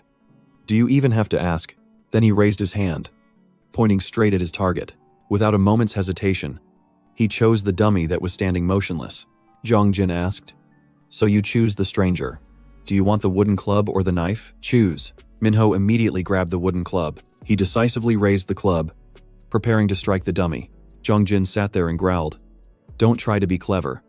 Unless you want to see something happen to your sister. Minho gritted his teeth. Shaming? Damn it. What do I do now? Should I try to save Min Young right away? His hand started to tremble. But what if she gets hurt? Just then, a voice called out, Minho. Min Young shot up. Looking Day said, Where am I? Zhongjin glanced over and said, hello there. The little girl looked toward the sound, and in an instant, her face turned pale. She screamed in panic. Minho, seeing his sister, terrified. Minho yelled back. Min Yang, seeing Zhongjin raise his hand toward his sister. He immediately charged forward, roaring, don't you touch her. But something strange happened. Minho suddenly froze, a stunned look on his face. He muttered in confusion, Hua loop Min Yang. Wait a second. What was that loop just now? Don't tell me you. But Zhongjin cut him off. Calm down. I didn't kill her. The loop happened because I just killed you. The next time you take another step, you'll kill her. Minho bit his lip, his mind screaming, damn it. I have no choice. I have to fight him, Min Yang said tremblingly. Minho, I'm so scared. He soothed her gently. Close your eyes. Cover your ears. I'll explain later. She quickly covered her ears, sobbing. "Why, you're scaring me." He replied, "You trust me?" "Right, just wait a little longer." She whimpered, "I want to go home." Minho turned to Jongjin and said, "I'll take the knife. A single stab will be easier than using the club." Jongjin replied coldly, "Suit yourself." The moment Minho gripped the knife tightly, it took a deep breath, looked at the dummy, and thought to himself, "I only have one chance. I have to do it exactly as I practiced. I'll count to 3 and then act. 1, 2, 3. Take this." But in reality, Minho was focusing all his energy, activating his power. The knife in his hand shot out like an arrow, flying straight toward Jongjin. Jongjin smirked contemptuously as the knife flew toward him. He let out a scoff. "Huh, you idiot." He simply raised his hand. Using his power to bend the knife's trajectory, the blade immediately changed direction, embedding itself straight into the concrete ceiling. Jongjin taunted, "Did you really think a cheap trick like that could take me down?" But before he could finish, the dummy suddenly lunged forward to attack. Jongjin clicked his tongue and casually shoved the dummy aside. The dummy crashed right into Min Yang. She flinched, letting out a terrified scream, but at that exact moment, Minho vanished. Jongjin realized it instantly and shot to his feet, seizing the opportunity. Minho closed in from behind and grabbed him tightly. Jongjin laughed. "What do you think you can do by grabbing me from behind? Let go before I get mad." Minho roared, "You killed my mother and kidnapped my sister. I'd rather die than ever help you." As soon as he finished speaking, Minho activated his power, pressing his hand directly against Jongjin's body. An electric current surged from Minho's hand. Jongjin screamed in agony, his whole body convulsing. On the floor, Min Yang could only cover her ears. Screaming in panicked terror, Minho was now using all his strength, trying to hold Jongjin down, restrained. He gritted his teeth in pain. His body felt like it was stuck to a magnet, unable to move. Minho also frowned, gritting his teeth. He should have passed out by now. Why is he still conscious? Jongjin's mind screamed, "Damn it. I can't be held like this, I have to get out now." With that thought, he immediately braced himself and lunged forward with all his might. Both Jongjin and Minho crashed through the window at the same time, sending shards of broken glass flying everywhere. Sharp pieces of glass flew past his face. Minho squeezed his eyes shut and let out a yell. He opened his eyes slightly and saw that he was still fine. He frowned, thinking, the electric shock didn't take him down. So, Minho immediately changed tactics. Thrusting his hand straight out, he unleashed his power, using a powerful repulsive force to send Jongjin flying forward. He had no time to react, his entire body slamming hard into the stone wall. Before Minho's eyes, Jongjin lay motionless, surrounded by countless shards of broken glass. Seizing the moment, Minho immediately clenched his fist and charged toward the downed Jongjin, but he suddenly snapped his eyes open. Staring at Minho, he faltered for a beat, but continued his charge. A deafening impact sound echoed, tearing through the air. The remaining broken glass was shaken by the impact, scattering everywhere. At that moment, a mouthful of fresh blood burst from the corner of Minho's mouth. He had taken the full force of Jongjin's punch. His body sent flying backward. He smirked arrogantly and commented, "That was a pretty good calculation. Not bad, I'll admit." Minho struggled to support himself, his arms seemingly broken, his eyes glaring with rage. He still tried to push himself up. Struggling to move his mangled arm, Minho's whole body trembled. He glared, his brow furrowed as he roared in pain. Jongjin narrowed his eyes, a smirk on his lips as he casually remarked, "That expression is quite interesting." Suddenly, a wooden club appeared from behind, swinging straight down at Jongjin's head. A loud thwack echoed. The one who had attacked was none other than Min Yang. He whipped around instantly, his eyes filled with fury, and roared, "Damn it, you little brat." Seeing Min Yang's actions, Minho broke into a cold sweat and called out his sister's name in panic.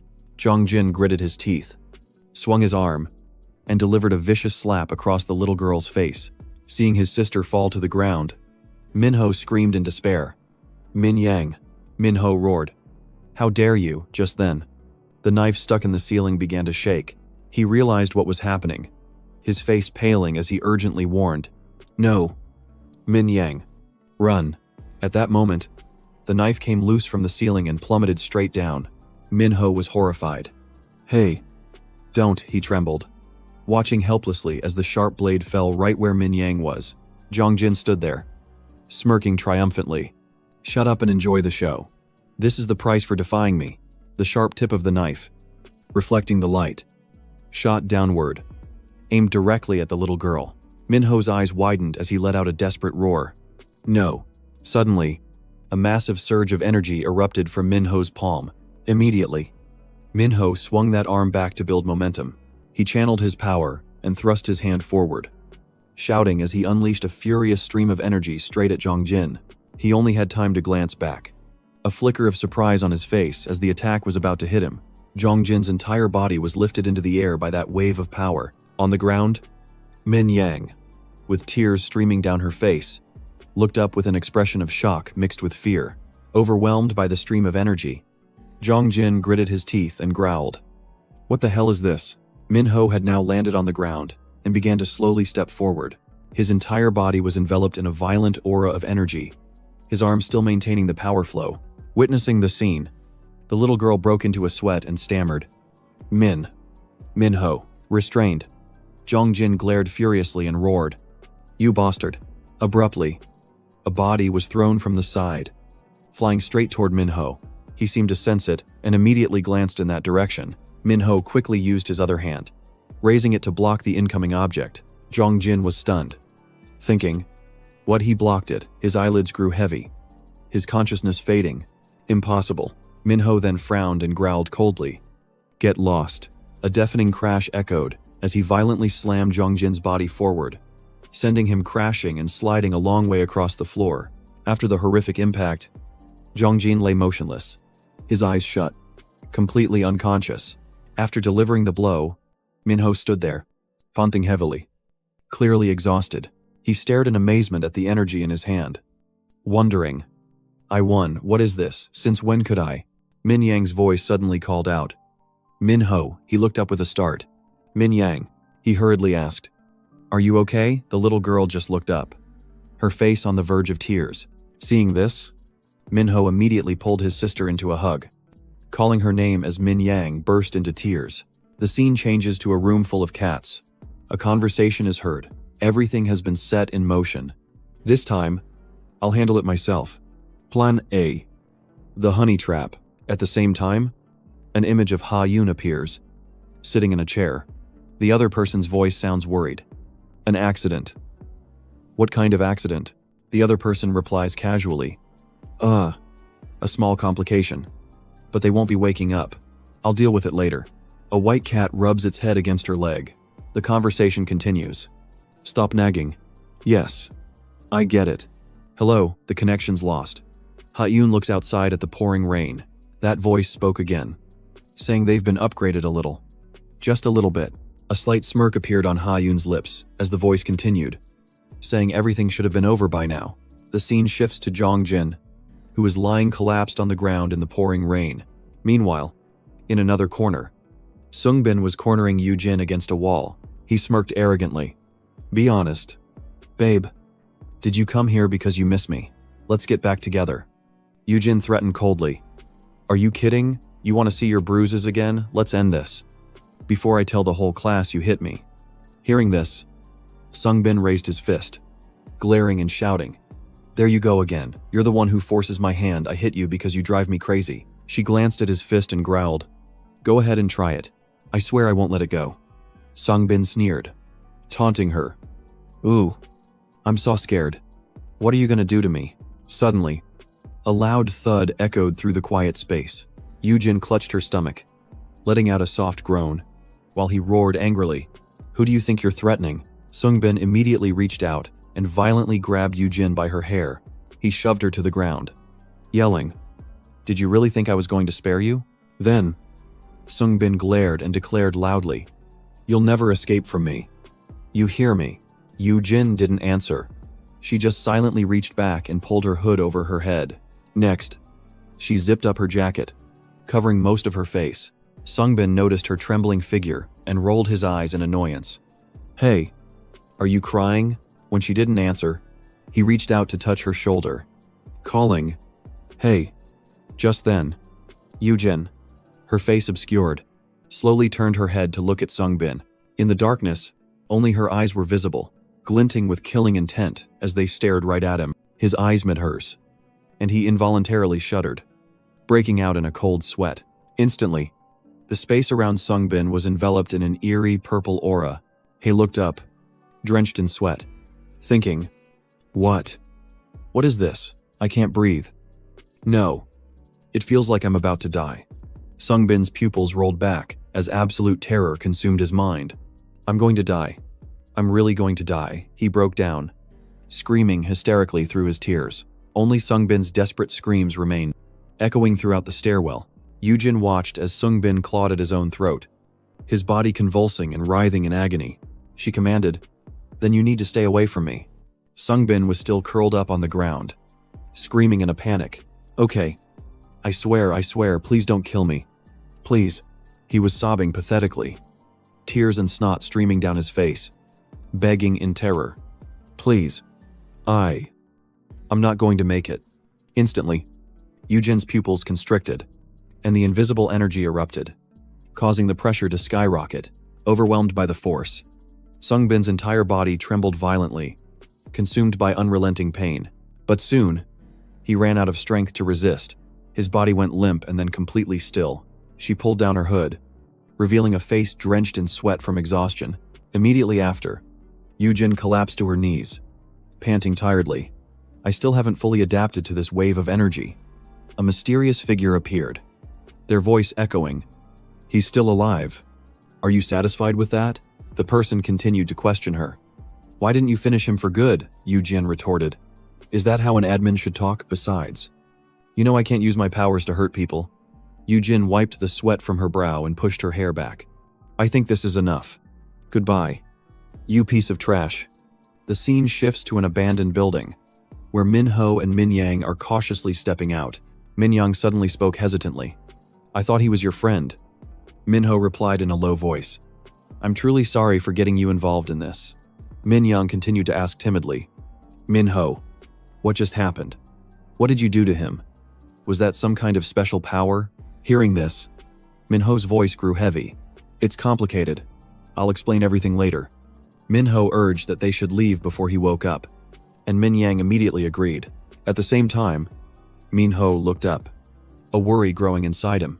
Is it really okay to leave him here alone? But he quickly dismissed the thought. No. He's crossed the line. Outside, the rain was still pouring. Minho's gaze turned ice cold as he firmly resolved, that murderer, I'll never let him trample all over me again. Not long after, the torrential rain finally stopped, and the washed sky gradually became clear and blue. Jongjin had just regained consciousness. Staggering as he struggled to get back on his feet, he tried to suppress his rage, gritting his teeth and seething internally. Kang Minho, you bastard. Immediately, Jongjin gathered his strength and shot off like an arrow. From a high vantage point, he scanned the entire cityscape stretching out below him. Jongjin's eyes blazed with fury, his mind screaming, what damn time loop? All of you can just go and die.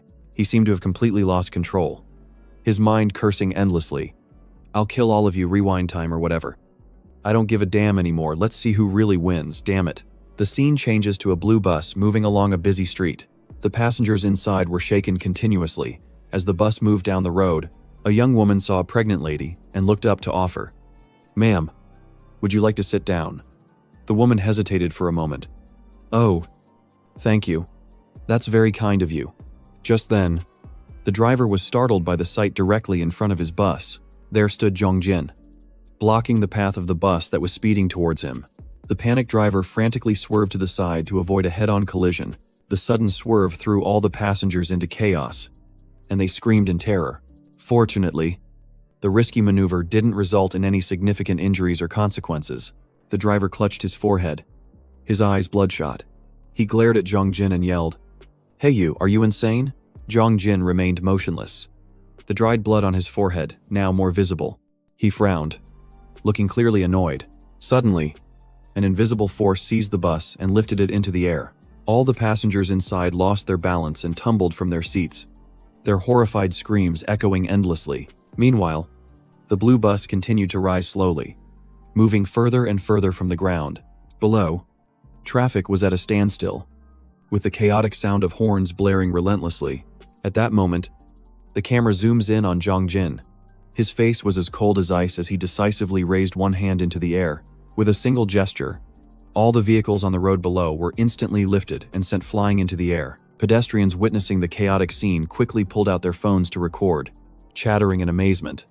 "Look, what's that? Are they promoting a new car model? Quick, record it." But the murderer had no intention of stopping. He glanced at the curious crowd, then slowly raised his other arm. With just a small gesture, the entire crowd instantly felt their feet leave the ground. Immediately after, they were all swept up by that invisible energy and lifted into the sky. Zhang Jin's face twisted in rage as he glared and roared in his mind. "The only way to stop me is to kill me right now, because I will never stop." A horrifying scene filled the sky, with countless vehicles and hundreds of people suspended in midair. Most of the victims were drenched in cold sweat, their faces contorted with absolute terror and confusion. The murderer suddenly swung his arm down fiercely, giving a death sentence to the ground below. The vehicles and the crowd lost their support, and everything immediately plummeted toward the street below. The ground shook from the horrific impacts, and the sound of crunching metal echoed ceaselessly. The crowd fell to their gruesome deaths, fresh blood splattering everywhere. But Zhang Jin just stood there, indifferently observing the tragedy. His face showed not a hint of remorse. He was savoring the scene of destruction he himself had created. Suddenly, a strange sound reverberated. Space itself trembled violently, and the image of Zhang Jin's face began to blur. At the same time, a car lost control and slammed into the wall of a nearby building. Nearby, another car and a young woman were still being violently tossed about by the invisible energy. Sweat poured off him as he gasped for breath, his body nearly depleted of energy. The blare of car horns filled the air as pedestrians below looked up, then fled in terror, screaming and scattering. Finally, all the vehicles crashed to the ground, creating a massive explosion and plunging the scene into absolute chaos. Zhang Jin used all his remaining strength. He winced, his breathing becoming noticeably more difficult and heavy. He hastily wiped away the blood trickling from his nose. As ambulance sirens began to wail, adding to the turmoil, Zhang Jin immediately teleported to another location, his ragged, exhausted breaths echoing in the silence. Fresh blood started to drip from his nose, falling onto the cold ground. He gasped for air, his body trembling. As he told himself, "Damn it, I'm exhausted. But no, I can't stop. I have to keep going until Minho shows up." Just then, from a distance, two figures were silently observing all of Zhang Jin's actions. Hoseoke squinted at him and asked curiously. "He's finally stopped. What number loop is this?" The person holding the umbrella calmly replied, "The 33rd loop." Hoseoke looked confused. Doesn't he realize he's just torturing himself? Just then, two other people approached, and Yujin greeted them. "Hoseoke." "Hello." Hoseoke turned and smiled. "Hello, Yujin. I thought you'd be here sooner." The girl gave a wry smile. "No, I had some personal business to take care of." Hoseoke immediately teased her. "Personal business? You mean a boyfriend?" The fully cloaked person suddenly cut in. "Why would you bring that up?" Hoseoke started sweating, awkwardly saying, "I shouldn't have." Beside them, Yujin's expression immediately darkened. Yujin quickly changed the subject. "The time loop is repeating again." "Right," Hoseoke nodded. "But it's paused for now. Why haven't the higher-ups recruited him yet? I'm starting to feel sorry for the guy." Hoseoke continued. "I heard another universe was destroyed because they recruited him without taking precautions." Another voice chimed in. "That's why now isn't the right time." Suddenly, the person with the umbrella pointed straight ahead, shouting in a horrified voice, "Wait, that's a sign of a spatial intrusion." Right before the eyes of all four of them, a blazing red spatial rift was slowly widening. Hoseoke immediately took off his jacket, growling, "We have to act now. Take down Zhang Jin before he gets exposed to the intruder." Yujin replied with a serious face. "Understood." Immediately, the girl zipped up her jacket, completely covering her face. The sound of a thumping heartbeat suddenly became distinct, mixing with Yujin's heavy breathing, hidden behind the fabric. The girl's eyes narrowed, showing intense concentration and discomfort. A stream of dark energy began to leak out, pouring from inside her jacket. At that moment, Jong Jin was slumped on the ground, straining against an invisible pressure. Screaming, sweat poured off him as he glared and gritted his teeth, screaming internally. What is this pressure? Could it be them? Jong Jin was still screaming in extreme pain, while Yujin trembled. Her voice panicked. It's not working. He's resisting. The people behind her immediately shouted encouragement. You can do it. Keep trying. Yujin gritted her teeth and continued to pour all her strength into it. Jong Jin felt the power intensifying, and he bit down hard. This is a mental attack. Damn it. I have to hold on. But he had reached his limit. Jong Jin couldn't hold on any longer, and he collapsed to the ground, unconscious. Seeing this, Hoseok hurriedly urged them on. He's down. Move now. Quickly. The scene changes. The sky had now turned a deep blue, signaling the coming of dawn. Just then, Jong Jin startled awake. He wearily opened his eyes to observe his surroundings. He staggered forward, his mind hazy. I passed out. I destroyed everything. But in the end, nothing changed. Jong Jin squinted, mocking himself. This is probably my limit. How pathetic. He lifted his leg, and a wave of pain hit him. He was confused. What's wrong with my leg? It didn't hurt before. Could I have been injured during the fight with Minho? He gritted his teeth, resentfully hissing the name. Kang Minho. The scene shifts to the school rooftop the next morning, where a tense confrontation is taking place. Just then, someone stepped forward, questioning him. So the fun you were talking about was pushing Hyun Qian off the rooftop. That person growled. Don't you think that was too cruel? What if he had died? In response, Jong Jin's face remained emotionless. Sang-nam looked at Jong Jin, his voice filled with disappointment. I used to think that you at least valued human life. Hearing those words, Jong Jin couldn't hold it in. He clutched his stomach and burst out laughing with delight. His laughter didn't stop, but only grew more amused, which was a stark contrast to the other's clearly displeased expression. Jong Jin finally spoke. You're completely mistaken about me. Don't waste my time. Get lost. He looked up, his eyes sharp and cold, and let out a low-voiced threat. Unless you want to die. After hearing that, Sang-nam was so angry he gritted his teeth, his brow furrowed. But in the end, he chose to remain silent. Finally, he growled. Fine. My mistake for thinking we were friends. With that said, Sang-nam decisively turned his back and left without a single glance back. From a distance, Ha-yoon witnessed this, wondering to herself, are they fighting? What a shame. Why doesn't he just say he didn't do it? Then she smirked, a meaningful smile on her face. And now, it's my time. As soon as the thought crossed her mind, Ha-yoon walked straight over to Jong Jin and casually sat down next to him. She gracefully tucked her hair back, glanced over at him, and said in a sweet voice, Jong Jin, remember me, I just transferred here 2 days ago. She continued her introduction.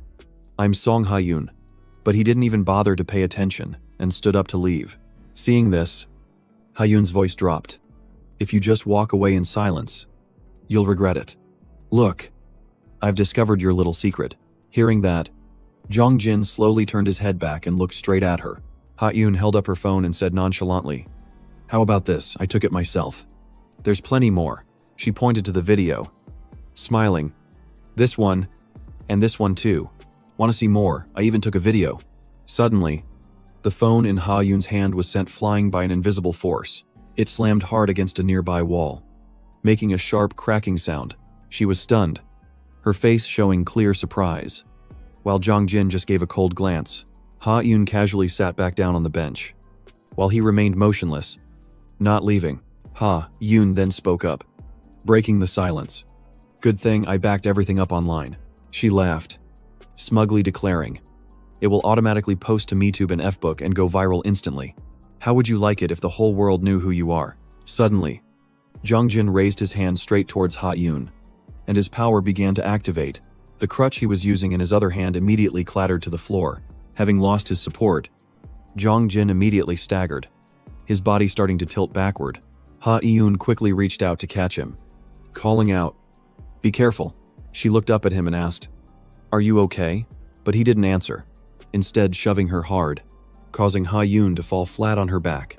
She fell to the ground, asking in confusion, why did you push me? Ha Yun brushed the dust off her clothes while wincing. That really hurt. Next, she picked up the crutch and handed it back to Jong Jin. But then Ha Yun waved her hand excitedly, saying, "Why do you even need a crutch? You have superpowers. If I were you, I'd be flying all over the place." Whoosh. Whoosh. He roared in anger. "Shut up. Delete all of those files, or I'll deal with you." In response, Ha Yun looked unfazed. She said softly, "If you want to make a move, go ahead, but you'll definitely regret it. I suggest you think it over." He snatched the crutch back and clicked his tongue in annoyance. "What do you want from me?" Anyway, Ha Yun just looked up at Jong Jin and then burst into a mischievous laugh. In the next scene, the two of them are hovering in the air. She spreads her arms wide with delight, exclaiming, "This is amazing." Ha Yun cheered excitedly. "Look, the cars are so tiny I can even see my apartment building," she remarked in amazement and excitement. "So this is what it feels like to fly. It's awesome." Ha Yun, still excited, pleaded, "Let's go higher. Even higher." Okay, this was in stark contrast to Jong Jin's bored expression, but he complied, taking her soaring straight up into the sky. Ha Yun savored the feeling, laughing heartily, while he maintained his ice-cold expression. By now, Jong Jin had taken Ha Yun very high up, high enough to see the entire city. Her eyes widened in amazement, and she cheerfully suggested, "We're above the clouds. Jong Jin, I want to skydive. Drop me and then catch me." "Okay, come on." Hearing this, he didn't hesitate for a second and immediately let go of Ha Yun. She immediately went into a freefall from high above, but her expression was still full of excitement. Ha Yun continued to fall through the layers of clouds at a dizzying speed. She was now falling close to the city ground. Ha Yun looked back up and shouted her request. "Jong Jin, that's enough. Catch me now." However, before her eyes, Jong Jin was nowhere to be seen. Ha Yun fell into a complete panic, screaming into the air, "Where did you go?" Oh my god. The girl was still plummeting from the sky toward the ground. Her small frame was about to collide head-on with the hard pavement. The scene before them was Ha Yun still in a freefall, the distance to the ground closing in every second. Her face was now just a very short distance from the ground, and a collision was unavoidable. But Jong Jin suddenly appeared, grabbing Ha Yun and flying back up into the sky. He glanced at her pale face and thought to himself, "Looks like she passed out." Jong Jin's expression then became somewhat pensive. It seemed he had just noticed the tears lingering in the corners of her eyes. He immediately rolled his eyes, grumbling to himself in annoyance. "This is such a pain. I don't have time for this." With that thought, he held her and sped off into the night. The scene changes, and the two of them land on a ledge, right in front of a giant billboard. Ha Yun was still unconscious and motionless, while Jong Jin sat beside her, lost in silence. The expression on his face suddenly became incredibly dark. He began to recall his battle with Minho, remembering the immense power in the boy's hands. Next was the scene of Minho unleashing a devastating attack towards him. Then came the moment he was completely overwhelmed by that pure energy. And finally, Minho's determined face, enveloped in a stream of energy. The more he thought about it, the angrier Jong Jin became, and dark energy started to leak out, erupting around him. He lost control, and the surge of energy exploded, causing the nearby billboard to crack and shatter. All that remained was the sound of shattering. As countless small fragments rained down below, the noise startled Ha Yun awake. She panicked. "What's going on?" Jong Jin ignored her, coldly ordering, "I did what you wanted. Now delete that file immediately." She suddenly covered her face, air voice trembling. "You're so cruel. Do you have any idea how scared I was? I thought I was going to die for sure." She continued, "Almost dying on my birthday. I was already sad about being alone. My parents are overseas, and I don't even have a best friend." Dark energy gathered in his hand as Jong Jin glared and roared, "Shut up." "So what?" She suddenly threw herself into his arms, her voice full of pity. "Jong Jin, what am I supposed to do?" This sudden action stunned Jong Jin, leaving him frozen for a few seconds. Ha Yun continued to sob. "They left me behind. How could they value work more than their own child? They don't deserve to be parents." She hesitated. "I hate myself for still missing my mom." Jong Jin's face remained as cold as ice. Her voice was full of self-pity. "They should at least come back for my birthday." Jong Jin's hand trembled slightly. He hesitated, then lightly touched her back. Feeling that, "Ha Yun, still in his arms, unconsciously smirked to herself. In the next scene, she was sticking a small candle into a piece of cake. As she struck a match, she muttered in confusion, "That's weird. Why won't it light?" Seeing Jongjin just standing there, Ha-yoon said irritably, "Am I supposed to light my own birthday candle? Get over here and sit down." He heard her and turned to look, his face still cold and emotionless. He frowned and ordered, "Eat quickly. I bought the cake. Remember to delete the file as you promised." She ignored him, frowning.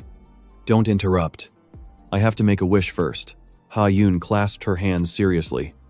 "Dear God, please let Jongjin learn to cherish life," she continued, "and become a good person, using his powers to help the world." Hearing this, Jongjin frowned slightly. Suddenly, the slice of cake was violently snatched from her hand. Ha-yoon jumped and screamed. She quickly watched the falling cake, crying out in regret. "No, my cake." As she tried to reach for it, Ha-yoon lost her balance and nearly fell off the high ledge. Jongjin reacted quickly, using his powers to grab her and yank her back.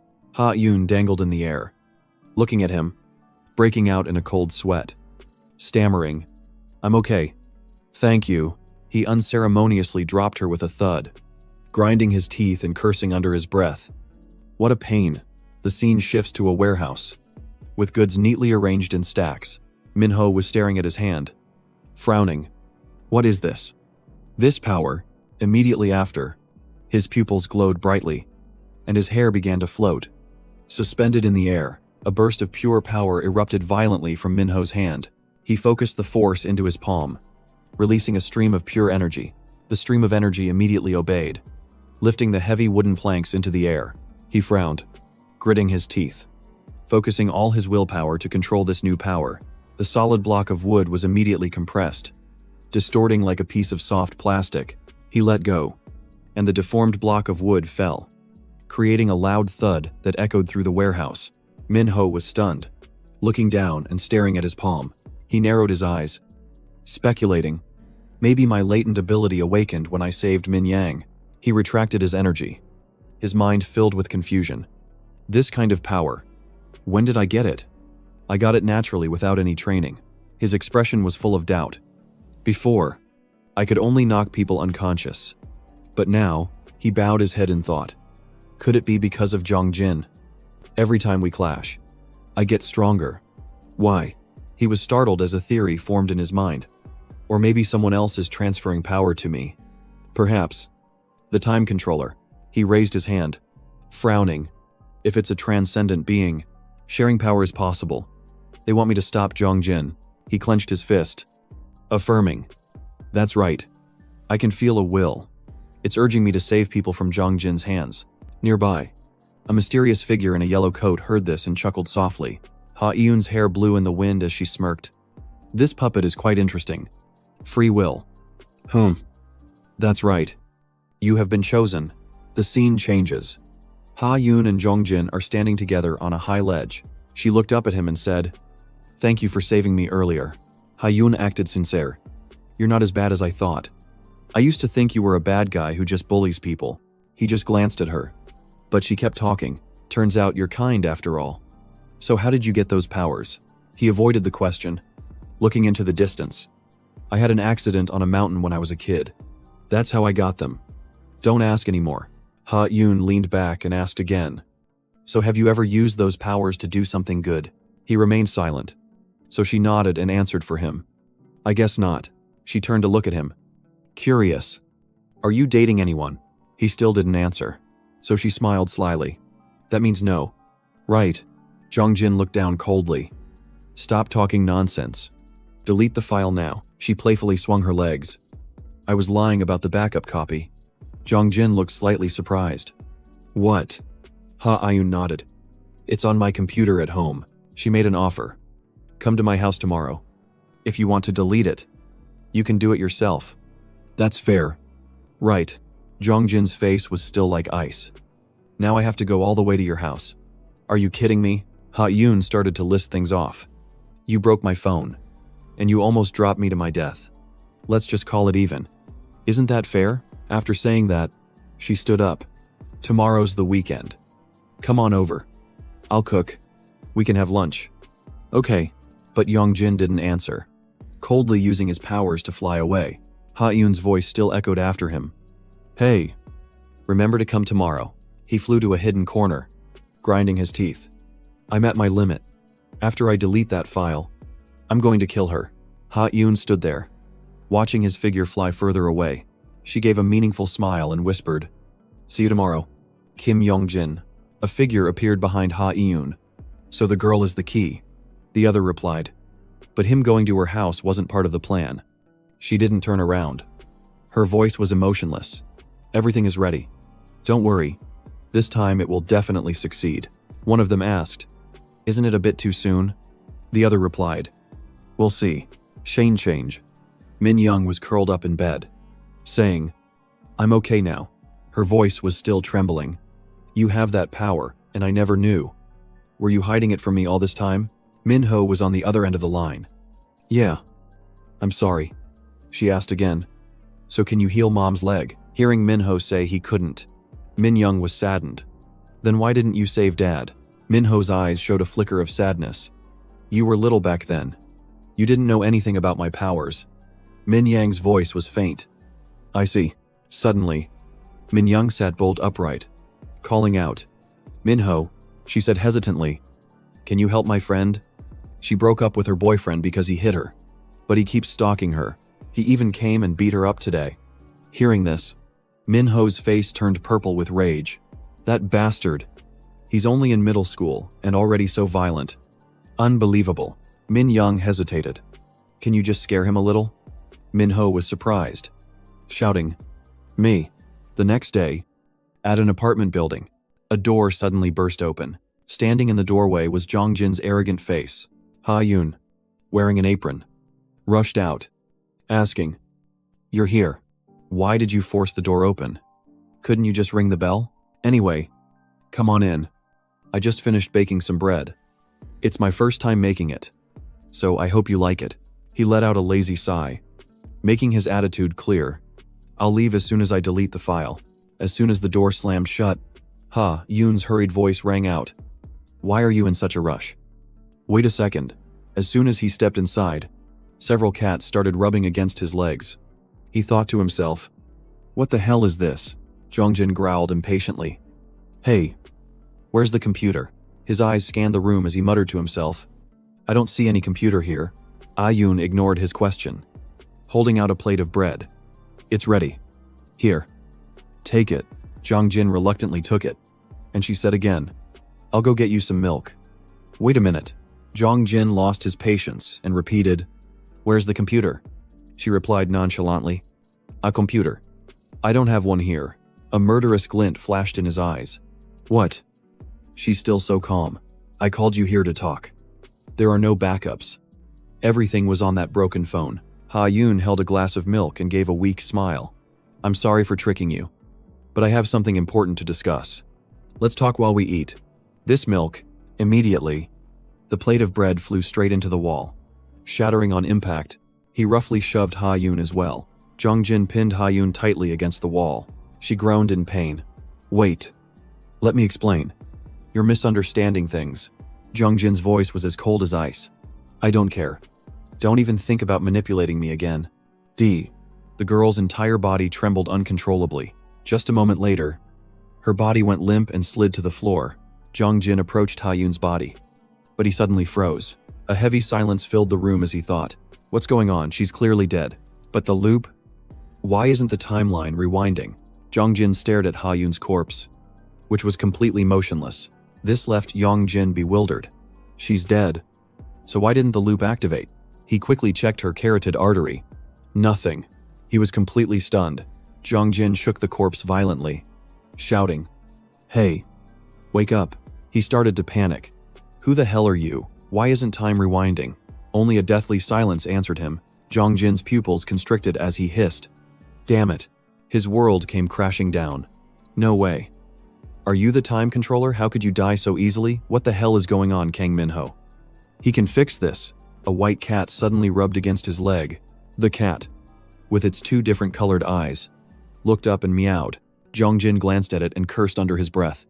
Annoying. He immediately turned Ha-Yun over, screaming, "Wake up, come on. Wake up." He frantically performed chest compressions and CPR. Jong Jin screamed with all his might, "Wake up, tell me what's going on, just wake up." But the girl's body remained limp and lifeless. In despair, he collapsed beside the corpse. "Please, wake up." His ragged breaths echoed in the room. Jong Jin's eyes were wide and vacant. He furiously slammed his fist on the floor. All he could do was scream in despair.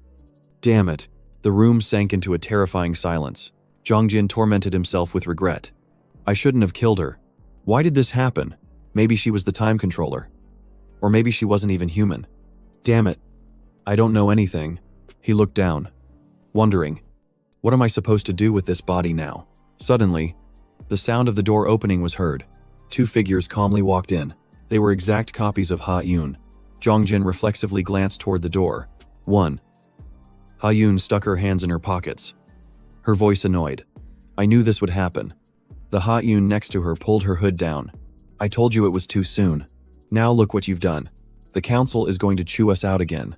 Another clone stepped out from inside and spoke up. You should go report this yourself. The first Ha-Yun smiled reassuringly. Don't be so tense. This is a huge success. Jong Jin couldn't hide his utter astonishment. What? That's... Recognizing the familiar face, he wondered. Song Ha-Yun. Jong Jin forced himself to look at the cold corpse on the floor one more time. He fell into a crisis. Then who is this body? What the hell is happening?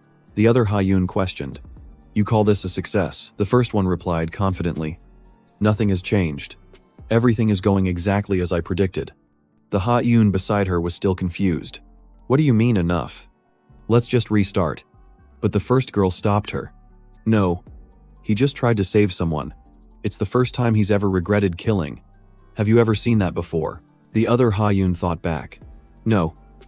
This really is the first time. She frowned. Now that you mention it, I just noticed.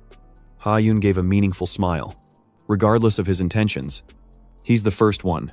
We finally found the inflection point. At that moment, Jong Jin's power flared as he roared. Who are you people? Explain yourselves. Now, all three Ha-Yun clones turned to look at him at the same time. One of them walked straight toward Jong Jin. She stood face to face with him. Then she threw a punch straight to his face to snap him out of it. Jong Jin gritted his teeth. What the hell are you doing? Ha-Yun pointedly said. You just killed me. Jong Jin was stunned. That was you. The girl shot back. That's right. You idiot. He was dumbfounded. What the hell is this? Ha-Yun said. If you had any sympathy. You sure looked disparity. Were you sad that I died? Jong Jin just shot her a cold glare. A strange light gleamed in Ha-Yun's eyes. Jong Jin was speechless with anger. You. There's something I don't understand. Spit it out. The girl shrugged. All right. First, let us introduce ourselves. The Ha-Yun, wearing a face mask, slowly pulled it down. The one with glasses also smiled and took them off. Jong Jin froze. All three of them looked exactly the same. Both of them waved. Nice to meet you. We are Song Ha-Yun. The air around Jong Jin seemed to thicken. He paused, trying to process the information. Then, the corners of his lips slowly curved into a smile. His hands fell to his sides as he thought to himself, at least, I'm sure she's not human. A cold wind blew past, making his clothes flutter. Veins bulged on Jong Jin's face. So, the time controller has finally shown themselves.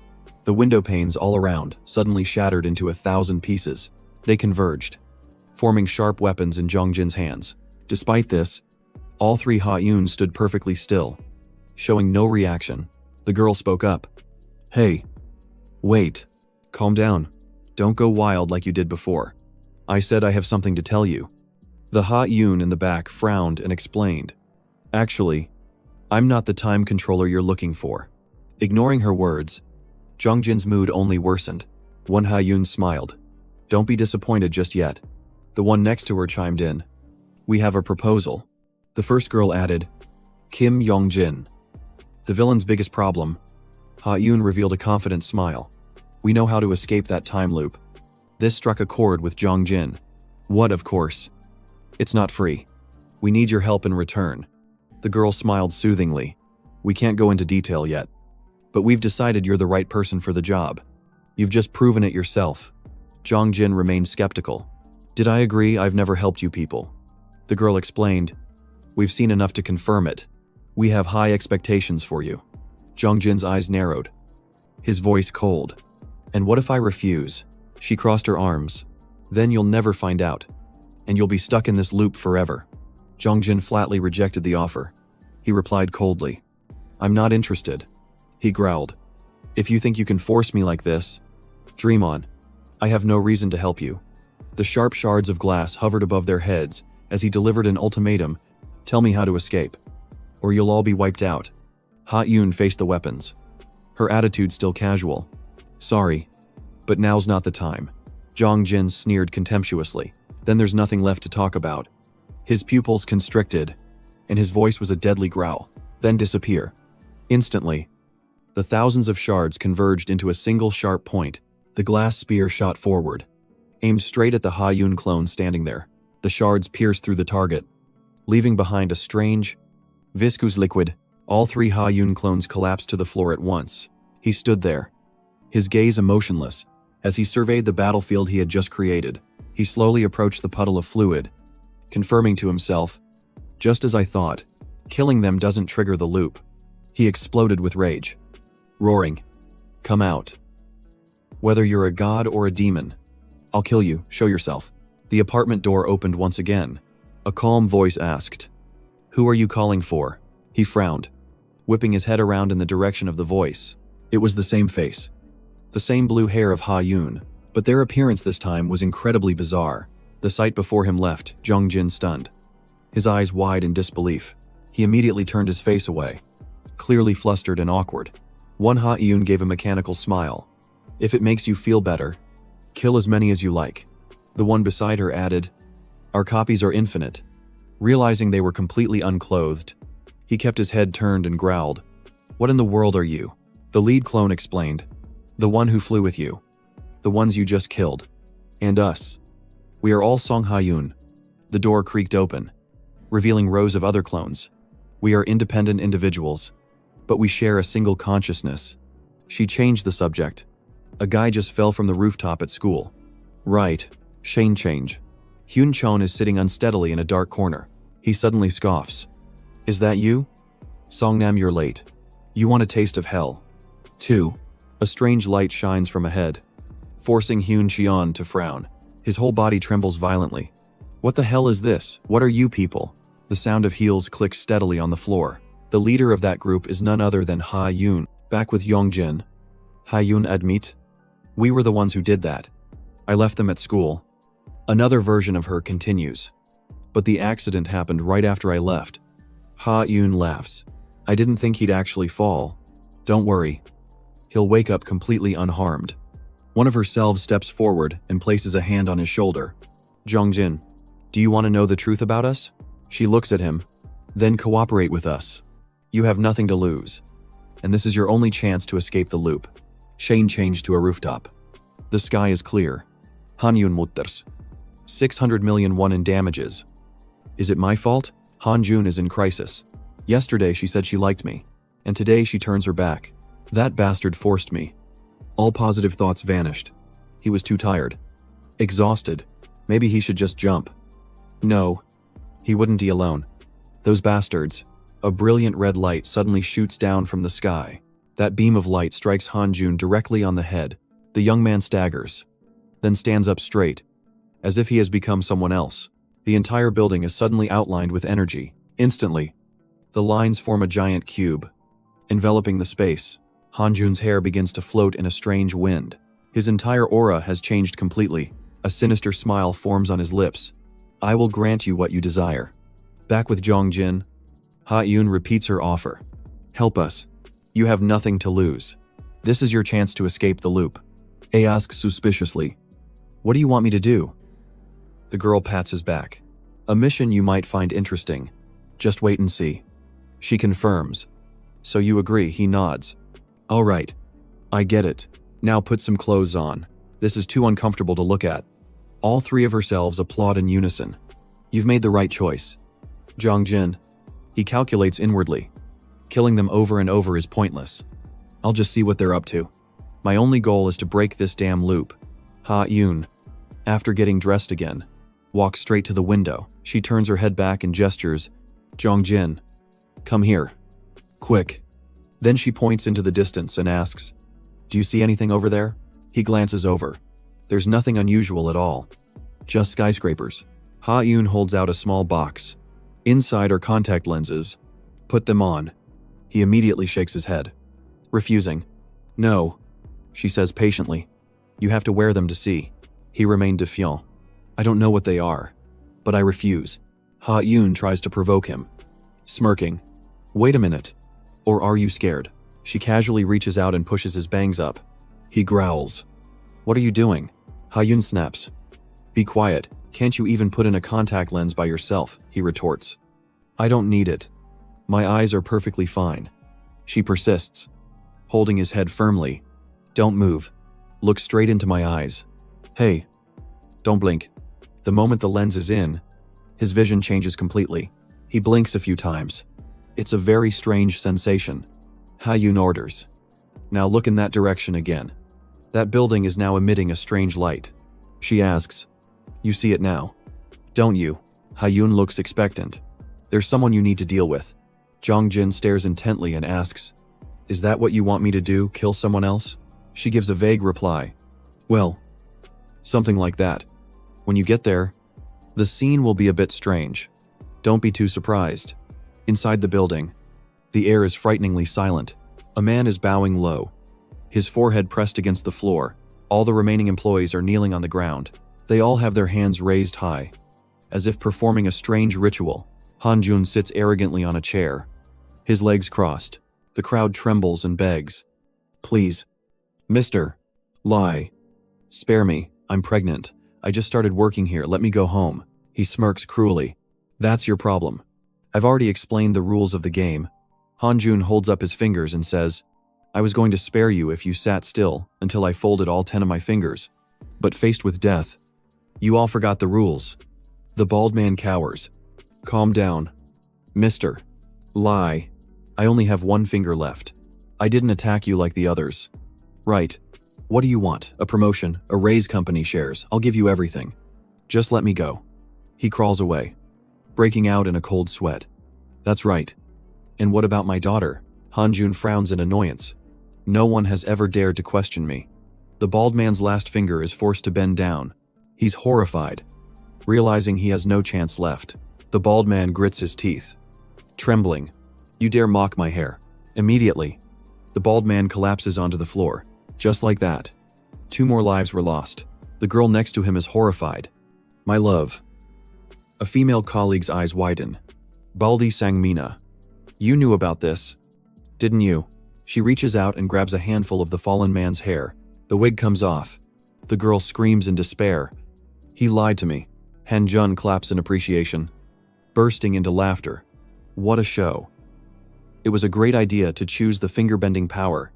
The remaining people bow their heads, whispering, this is a nightmare. I never thought I'd die playing a game. A young man screams, Mr. Lai, I can't be like this. He crawls over and hugs Hanjun's leg tightly. I'm getting married this weekend. You know that, please. Spare me. Hanjun smirks contemptuously. You fool. You still think I'm Mr. Lai. A red glint flashes in the depths of his eyes. I will kill all of you. You know why? Because you were born to die. At this moment, Jongjin and Ha-Yoon have arrived at the building. It's enveloped in a faint orange glow, but ordinary people can't see it. They both look up, observing the strange structure before them. He growls in frustration.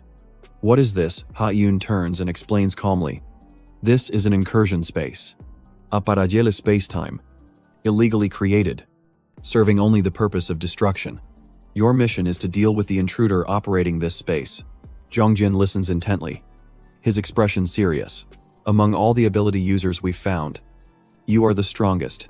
You'll take them down easily. He glances sideways, looking annoyed. What are you people, and what are they, gods or aliens? Ha-Yoon looks up and replies, I can't tell you right now. When you've completed all the missions, I'll reveal everything. Jongjin scoffs. He growls, missions, I'm only helping this one time. When it's done, tell me how to break the loop. As you promised, Ha Yun calmly extends her hand as a gesture of commitment. I know what you're thinking, but a promise is a promise. She orders, take my hand. Jong Jin frowns. Why? She chuckles softly. You have to hold my hand to get in. Ha Yun glances at a passerby. See that woman over there? She's engrossed in her phone, completely oblivious to her surroundings.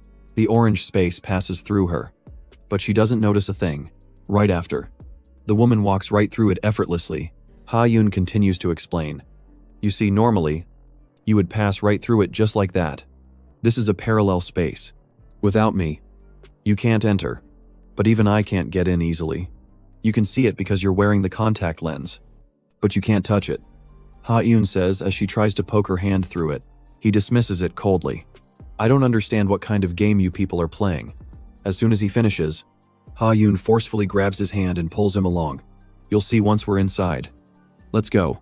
Jong Jin is reluctantly dragged straight into the strange space by her. He's stunned, watching as parts of his body are pulled in like an illusion. Finally, Jong Jin's entire foot passes completely inside. Once inside, they both immediately pick up speed. Rushing forward, Jong Jin suddenly feels uneasy. He mutters, what the hell is this? Ha Yun shouts as she pulls him along. Absolutely do not let go. If you get lost in here, you'll be trapped forever. Meanwhile, inside the building, bodies are strewn everywhere. Only one frightened man remains. Holding up his little finger, Han Jun cheerfully holds up 2 fingers, his voice teasing. Oh, are you the only one left? The victim trembles violently, his voice cracking with fear. Please, spare me. Haig notices him, lifting his chin defiantly. Are you ready? Future groom. Hearing this, the man panics and turns to flee for his life. Han Jun scoffs, making a gun shape with his hand. Well, I've never married for money. At that exact moment, the man falls flat on his face, hitting the floor painfully. Han Jun waves, cheerfully saying goodbye. Boom. Suddenly, he sensed a strange presence and immediately turned his head to look. The large glass pane behind him shattered into countless pieces. Han Jun slowly stood up, looking toward the broken glass. You've finally arrived. He smirked. It's a pleasure. Oh, great administrators. Jong Jin landed, helping Ha Yun touch down safely. She looked around and casually praised him. Killed quite a few. Huh. Wiped out the whole company. Impressive. Han Jun wasn't scared at all. In fact, he seemed amused. Thanks. Is there a reward for me? He growled. You have no right to judge. How long are you going to stand in our way? We're just playing on our own turf. So what? Ha Yun crossed her arms in annoyance. I'm exhausted because of you lot. There's a limit to how many memories we can erase. Haven't you heard about the new punishment law? Han Jun smirked, wiping his mouth with his hand. The punishment law has changed. Has it? He glanced at Jong Jin. A new administrator, Ha Yun confidently introduced. He's not an administrator. He's just a human. Hearing that, Han Jun burst out laughing. A lowly human dares to stand against me. Ha Yun warned with a serious face. Be careful. He's strong. He nodded. Is that so? All right. Let's have some fun. Jong Jin didn't reply. He stepped back into a defensive fighting stance. Standing nearby, Ha Yun shouted, Intrusion target has been approved. Immediately, a burst of dark energy erupted. Jong Jin's hair stood on end. Whipping around him, Han Jun suddenly felt the pressure, cold sweat beating on his forehead. A human with superpowers. Are you some kind of world-saving hero? He raised his hand contemptuously. I only need 1 finger to fight you. Han Jun scoffed. What a shame. I can't play with a hero. Because I'm all out of fingers. They're all dead.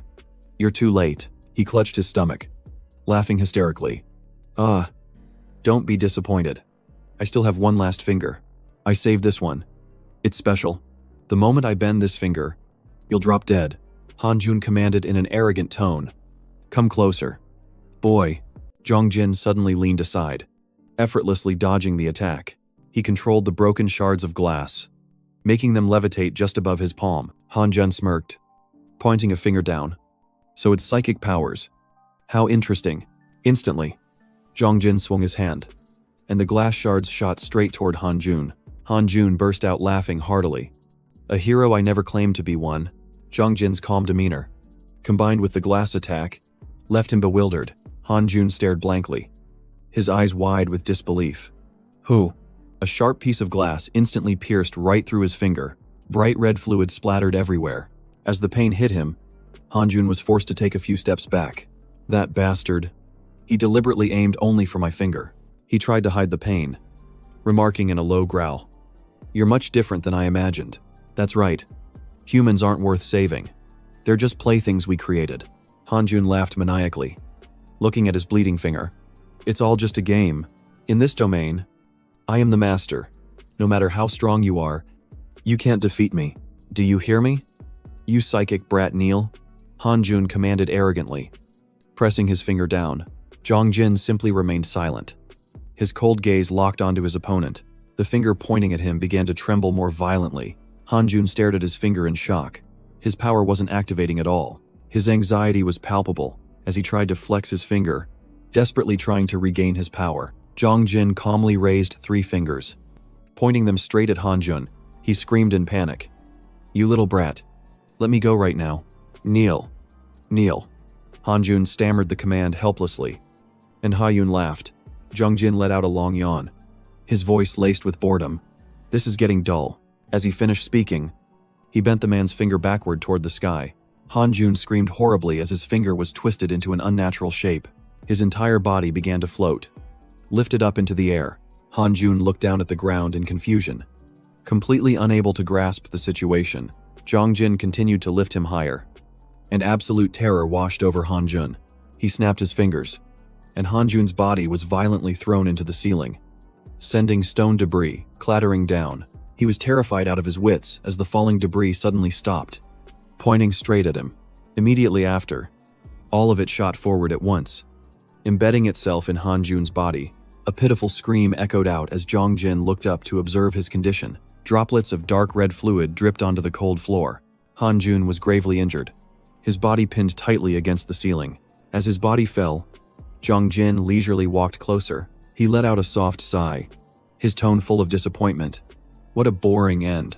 Zhang Jin turned to Ha Yun and ordered, "Kill him." She replied blankly, "We can't kill him. We synchronized with this space upon entry, so we can't attack." Zhang Jin clicked his tongue. What a hassle. Hearing this, Han Jun suddenly burst out laughing like a madman. Big mistake. A human siding with the council. You should have chosen more wisely. You lowlife. After speaking, Han Jun raised another finger, right next to the broken one. I never only had one. Ha Yun and Zhang Jin both turned back in surprise to look at him. He held up 2 fingers, one dangling brokenly. It was a ridiculous sight. Ha Yun unconsciously shouted a warning. Be careful. Han Jun flashed a grotesque smile, his eyes bulging. A true villain. Zhang Jin immediately realized Han Jun's target, but he remained calm and stood still. He just turned back, shooting a sharp glare at him. At that very moment, Han Jun's pained scream rang out.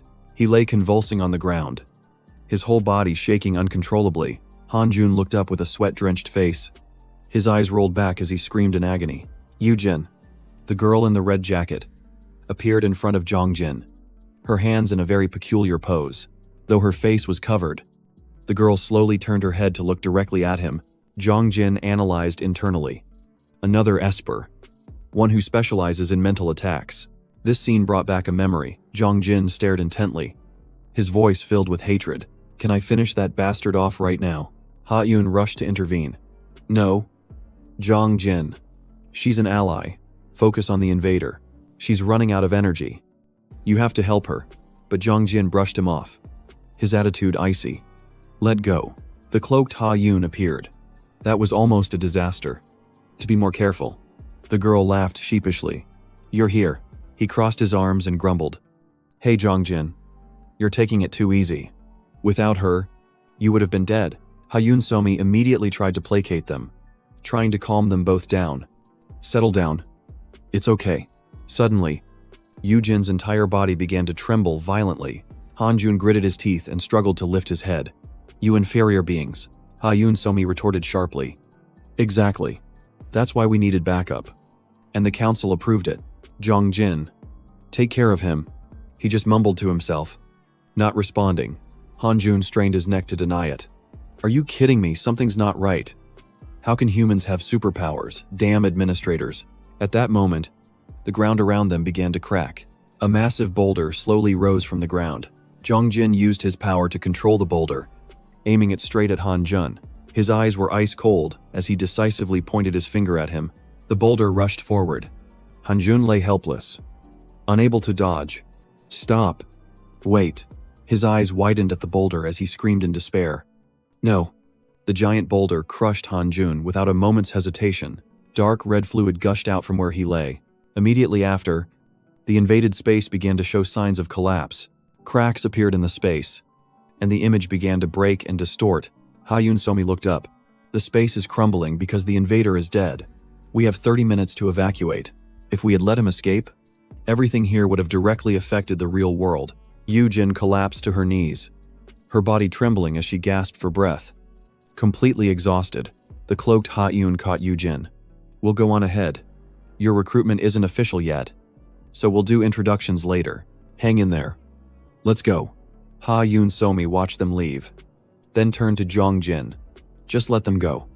I'll introduce you later. Zhang Jin scanned the area, then suddenly asked, Hey, Ha-Yun Somi, the time loop didn't activate, because that guy wasn't human. Just like you. She smiled. Close enough. Time is currently suspended in here, so killing anyone won't trigger the loop. This space, in reality, is your hunting ground. Hearing this, Zhang Jin just remained silent, his gaze distant. Change. Evening. In Minho's room, he stood by the window, looking down at the street, deep in thought. Everything is too quiet. Could it be that he's given up? No. It's possible the time loop is still running without me knowing. I have to stay vigilant. His phone buzzed with a message from his sister. It's your sister. Location 83. Junmo Park. Minho narrowed his eyes. Junmo Park. At the same time, Junmo Park was sitting in a car. Engrossed in a game, he asked casually, That thing I asked you for, is it done? The driver replied coldly. It's in that box. Junmo Park immediately turned to look for it. Where this thing? He picked up the object, his face filled with excitement and glee. The device sparked with electricity, making Junmo Park even more excited. Excellent. Good work. Keep your mouth shut around the old man. Okay, the driver said respectfully. Yes, Seer. But what do you plan to do with it? Junmo Park scoffed, glancing outside. Oh, look. It's Haiyong. He immediately rolled down the car window and called out, Where are you headed? Buddy. In Ho and his cronies walked up, starting to taunt him. Coming home from school so late, look at you. Has smirked mockingly. You little brat? You want another beating. If you don't focus on your studies, you'll end up a useless bum like me. You idiot. His whole crew burst out laughing. Meanwhile, Zhang Jin listened to Ha-Yun Somi with a skeptical expression. A hunting ground. I can only kill people here. Is that the only way to break this loop? Ha-Yun Somi confirmed. Precisely. You have full authority to eliminate the target. We'll handle the invaders. The only condition is that you don't harm civilians. You may not like it, but cooperation is your best option. Only we can make you this offer. Understand. We also hold a lot of other important information. Work with us. Zhang Jin. She gave him a brilliant smile. Zhang Jin let out a sharp breath, wearily running a hand over his face. Who are you people? Really, when will you tell me? Ha-Yun Somi maintained her serious demeanor. Only when you officially join us will we disclose everything. Zhang Jin irritably ran his fingers through his messy hair, his voice annoyed. What's next? Ha-Yun Somi took a few steps back, keeping her distance from Zhang Jin, who had just proven the extent of his power. Then, Ha-Yun Somi turned around and pressed the down button for the elevator. She looked back and announced that the time had come for him to meet the other superhumans. Zhang Jin furrowed his brow, his voice filled with astonishment. Other people? You mean there are more of them than just that girl? Without another word, the two of them stepped straight into the elevator.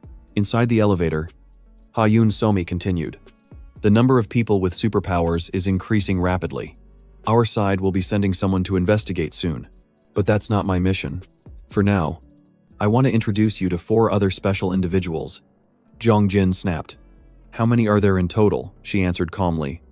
According to our data, about 50 people. Zhang Jin was stunned. 50 people, Ha-Yoon Somi ignored his reaction and continued. They all share one common trait. They have either killed someone or came very close to it. And all of them are stuck in a time loop. Just like you. Jongjin's eyes widened. All of them, without a single exception. Ha-Yoon Somi looked up.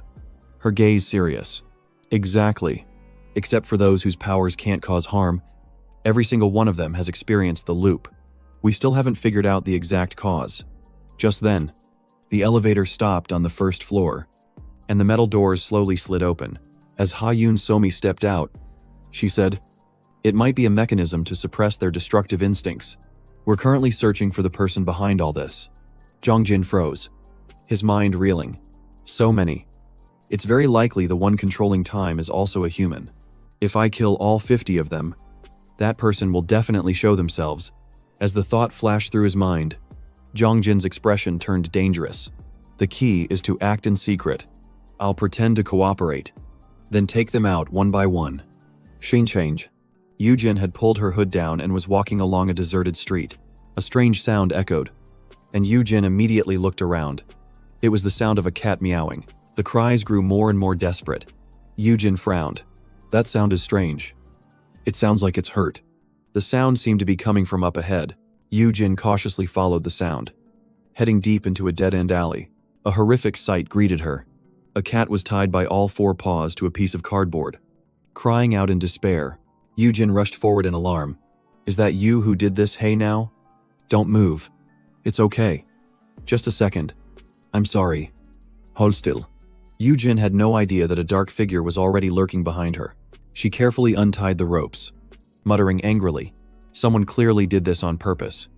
But who? Sensing a murderous intent, Yujin whipped around with a start. Who? It was Jun-Mo Park. He stood looking down from above, a savage smile on his face. Yujin trembled, her voice stuttering. Jun-Mo Park. You did this. Yujin saw the electric device in his hand and screamed. Hey, let the cat go. But it was too late. A blood-curdling scream rang out as Yujin immediately collapsed. Yujin lay crumpled in the corner of the alley, her body paralyzed from the electric shock delivered by Jun-Mo Park. What the hell are you doing? You bastard, Yujin cursed through gritted teeth, her body convulsing in pain. Jun-Mo Park growled, his face contorted. What did you make me eat that day? Damn it. I thought I was going to die, Yujin weakly whispered, trying to pull on her hood. That was Miyakid zipper. Jun-Mo Park didn't care. He pressed the stun baton against her again, roaring. Talk. So, how does it feel? Look at your legs shaking. It's hilarious. Just then, Minho suddenly appeared right behind him. Jun-Mo Park. Jun-Mo Park spun around, startled. Who the hell are you? Minho didn't answer, coldly ordering. Stop. Contrary to expectations, Jun-Mo Park immediately turned his weapon and pressed the stun baton directly against Minho. Yujin shakily struggled to her feet, pulling her hood down low. No. I have to help him. Jun-Mo Park was stunned. The stun baton had no effect. Why isn't it working? Instantly, Minho reached out and gripped Jun-Mo Park's wrist tightly. Minho released a current of electricity, sending it surging through Jun-Mo Park's body and making him scream. If you touch Yujin again, this won't be the end of it. The man stammered in fear. Okay, I get it. Minho let go, and Jun-Mo Park immediately collapsed, clutching his arm in pain. Damn it. Yujin was stunned. She watched Minho with a wary expression. Jun-Mo Park suddenly sprang up, slipped past Minho, and took off running. As he ran, he looked back and threatened. He's going to kill you. Just you wait. You bastard. Minho just watched him go in silence, not giving chase. He turned back to Yujin. Are you okay? The girl seemed troubled. Minho quickly pulled down his mask, his face revealing clear concern. Are you all right? Are you hurt? She didn't answer, only whispering. Minho, it's really you. Can you stand? Yujin slowly struggled to her feet, panting. I'm fine. Save the cat first. Minho immediately turned and quickly untied the cat. As soon as it was free, the terrified cat bolted away and disappeared. Minho asked irritably, That guy was your annoying ex-boyfriend, right? Yujin pulled her hood down. Did Min Young tell you? He nodded. Yeah. Didn't you report him to the police? The girl gave a dismissive laugh. Just let it go. Minho's voice turned serious. Why let it go? This is serious. You have to tell your family. Yujin was stubborn. Minho, I'm Yujin-do. I can handle myself. He sighed. You're still as stubborn as ever. Aren't you? She snapped. What's that supposed to mean? Neither of them had any idea that Junmo Park was secretly recording them from a distance. The two walked back, and Yujin broke the silence. How did you know I was in that alley? Minho shrugged. I often come out here when I want some peace and quiet. The girl nodded. I see. And that electric shock. Where did you learn to do that? Is it some kind of self-defense martial art? Minho was silent for a long moment before replying. Yeah. That's right. I learned it to protect my family. Since I'm their only pillar of support. Yujin narrowed her eyes suspiciously. That didn't look like self-defense. That was a lightning-based ability. Is that why the anesthetic didn't affect you? Meanwhile, Junmo Park was furiously rewatching the video of the two of them leaving. He gritted his teeth. Why do they know each other? Damn it, did you dare to break up with me because of that bastard? Junmo Park's face was distorted with rage. I swear I'll kill him. Shane change. Inside a noisy, brightly lit bar, Kim Woo snapped at an employee. Where are the girls? Jongmin added. They already went to school. A loud bang came from the door. He shot up. Looks like they're here. But a subordinate burst in, panting as he delivered the news. Boss, there's a bunch of bastards who are…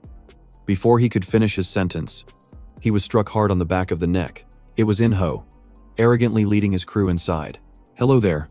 Kim Woo roared. Where did these bastards come from? Someone. Throw them out of here. Chan-ho ignored him, casually grabbing a beer bottle from the table. It's been a while since I had this kind. Kim Woo screamed furiously. Are you all deaf? Drag them outside. In-ho tilted his head with amusement. Your subordinates are all lying around out there. Are they? They're all fast asleep. At this point, Kim Jun stepped forward. Hey, you brats, do you have any idea who we are? Who sent you? One of In-ho's men immediately threw a beer bottle that grazed the man's face. Doesn't matter. You son of a bitch. Yongmin jumped up, pointing contemptuously. What the hell do you think you're doing? Take off your hoods. Who are you? Instantly, another beer bottle flew straight into Jongmin's face. He staggered and fell backward, his head slamming hard against the wall. Kim Jun stared in stunned silence at his comrade's blood splattered on the wall. Quick as a flash, Kim Woo drew a dagger and lunged forward. The old man swung his weapon, roaring, You disrespectful little punks. In-ho's crew calmly dodged the attack. Showing no fear, Kim Woo's eyes widened as he glared at the intruders. Immediately, another one of them swung a long iron pipe, preparing to strike. A sickening thud echoed through the room as fresh blood splattered all the way to the door. Kim Jun tried to negotiate. What do you want? I can get you money. In-ho leisurely bent down and picked up the blood-stained dagger. We don't need money. The man trembled. Then, what do you want? In-ho looked down at him, his voice cold. We don't want anything. We just need you to shut up and die. Kim Yun panicked, his voice cracking. Please, spare my life. Without a moment's hesitation, he was finished off instantly. Red liquid spraying everywhere. Their mission complete. The group quickly left the scene. The three of them hid in a dark corner of the park, panting after the purge. Junyu pulled down his mask, his voice filled with anxiety. Our protection. Are you sure it's secure? In-ho smirked. Those politicians can only sit back and relax because they have dogs like us to do their dirty work. The money will be in tomorrow. Just lay low. Chan-ho cheered. Awesome. I'm gonna buy a new car. Suddenly, In-ho's phone lit up. He answered the call. Yeah. What is it? The person on the other end laughed. Bro, I need you to do something for me. In-ho snapped. Causing trouble again, Junmo Park quickly denied it. No. It's not like that. I'm sending you a picture. Can you take care of this guy for me? Instantly, the picture of Minho was sent to In-ho's phone. Chan-ho and Junyu recognized him instantly. It was that bastard from last time. It was him. In-ho let out a savage laugh, a sinister grin spreading across his face. You're finished. You little punk.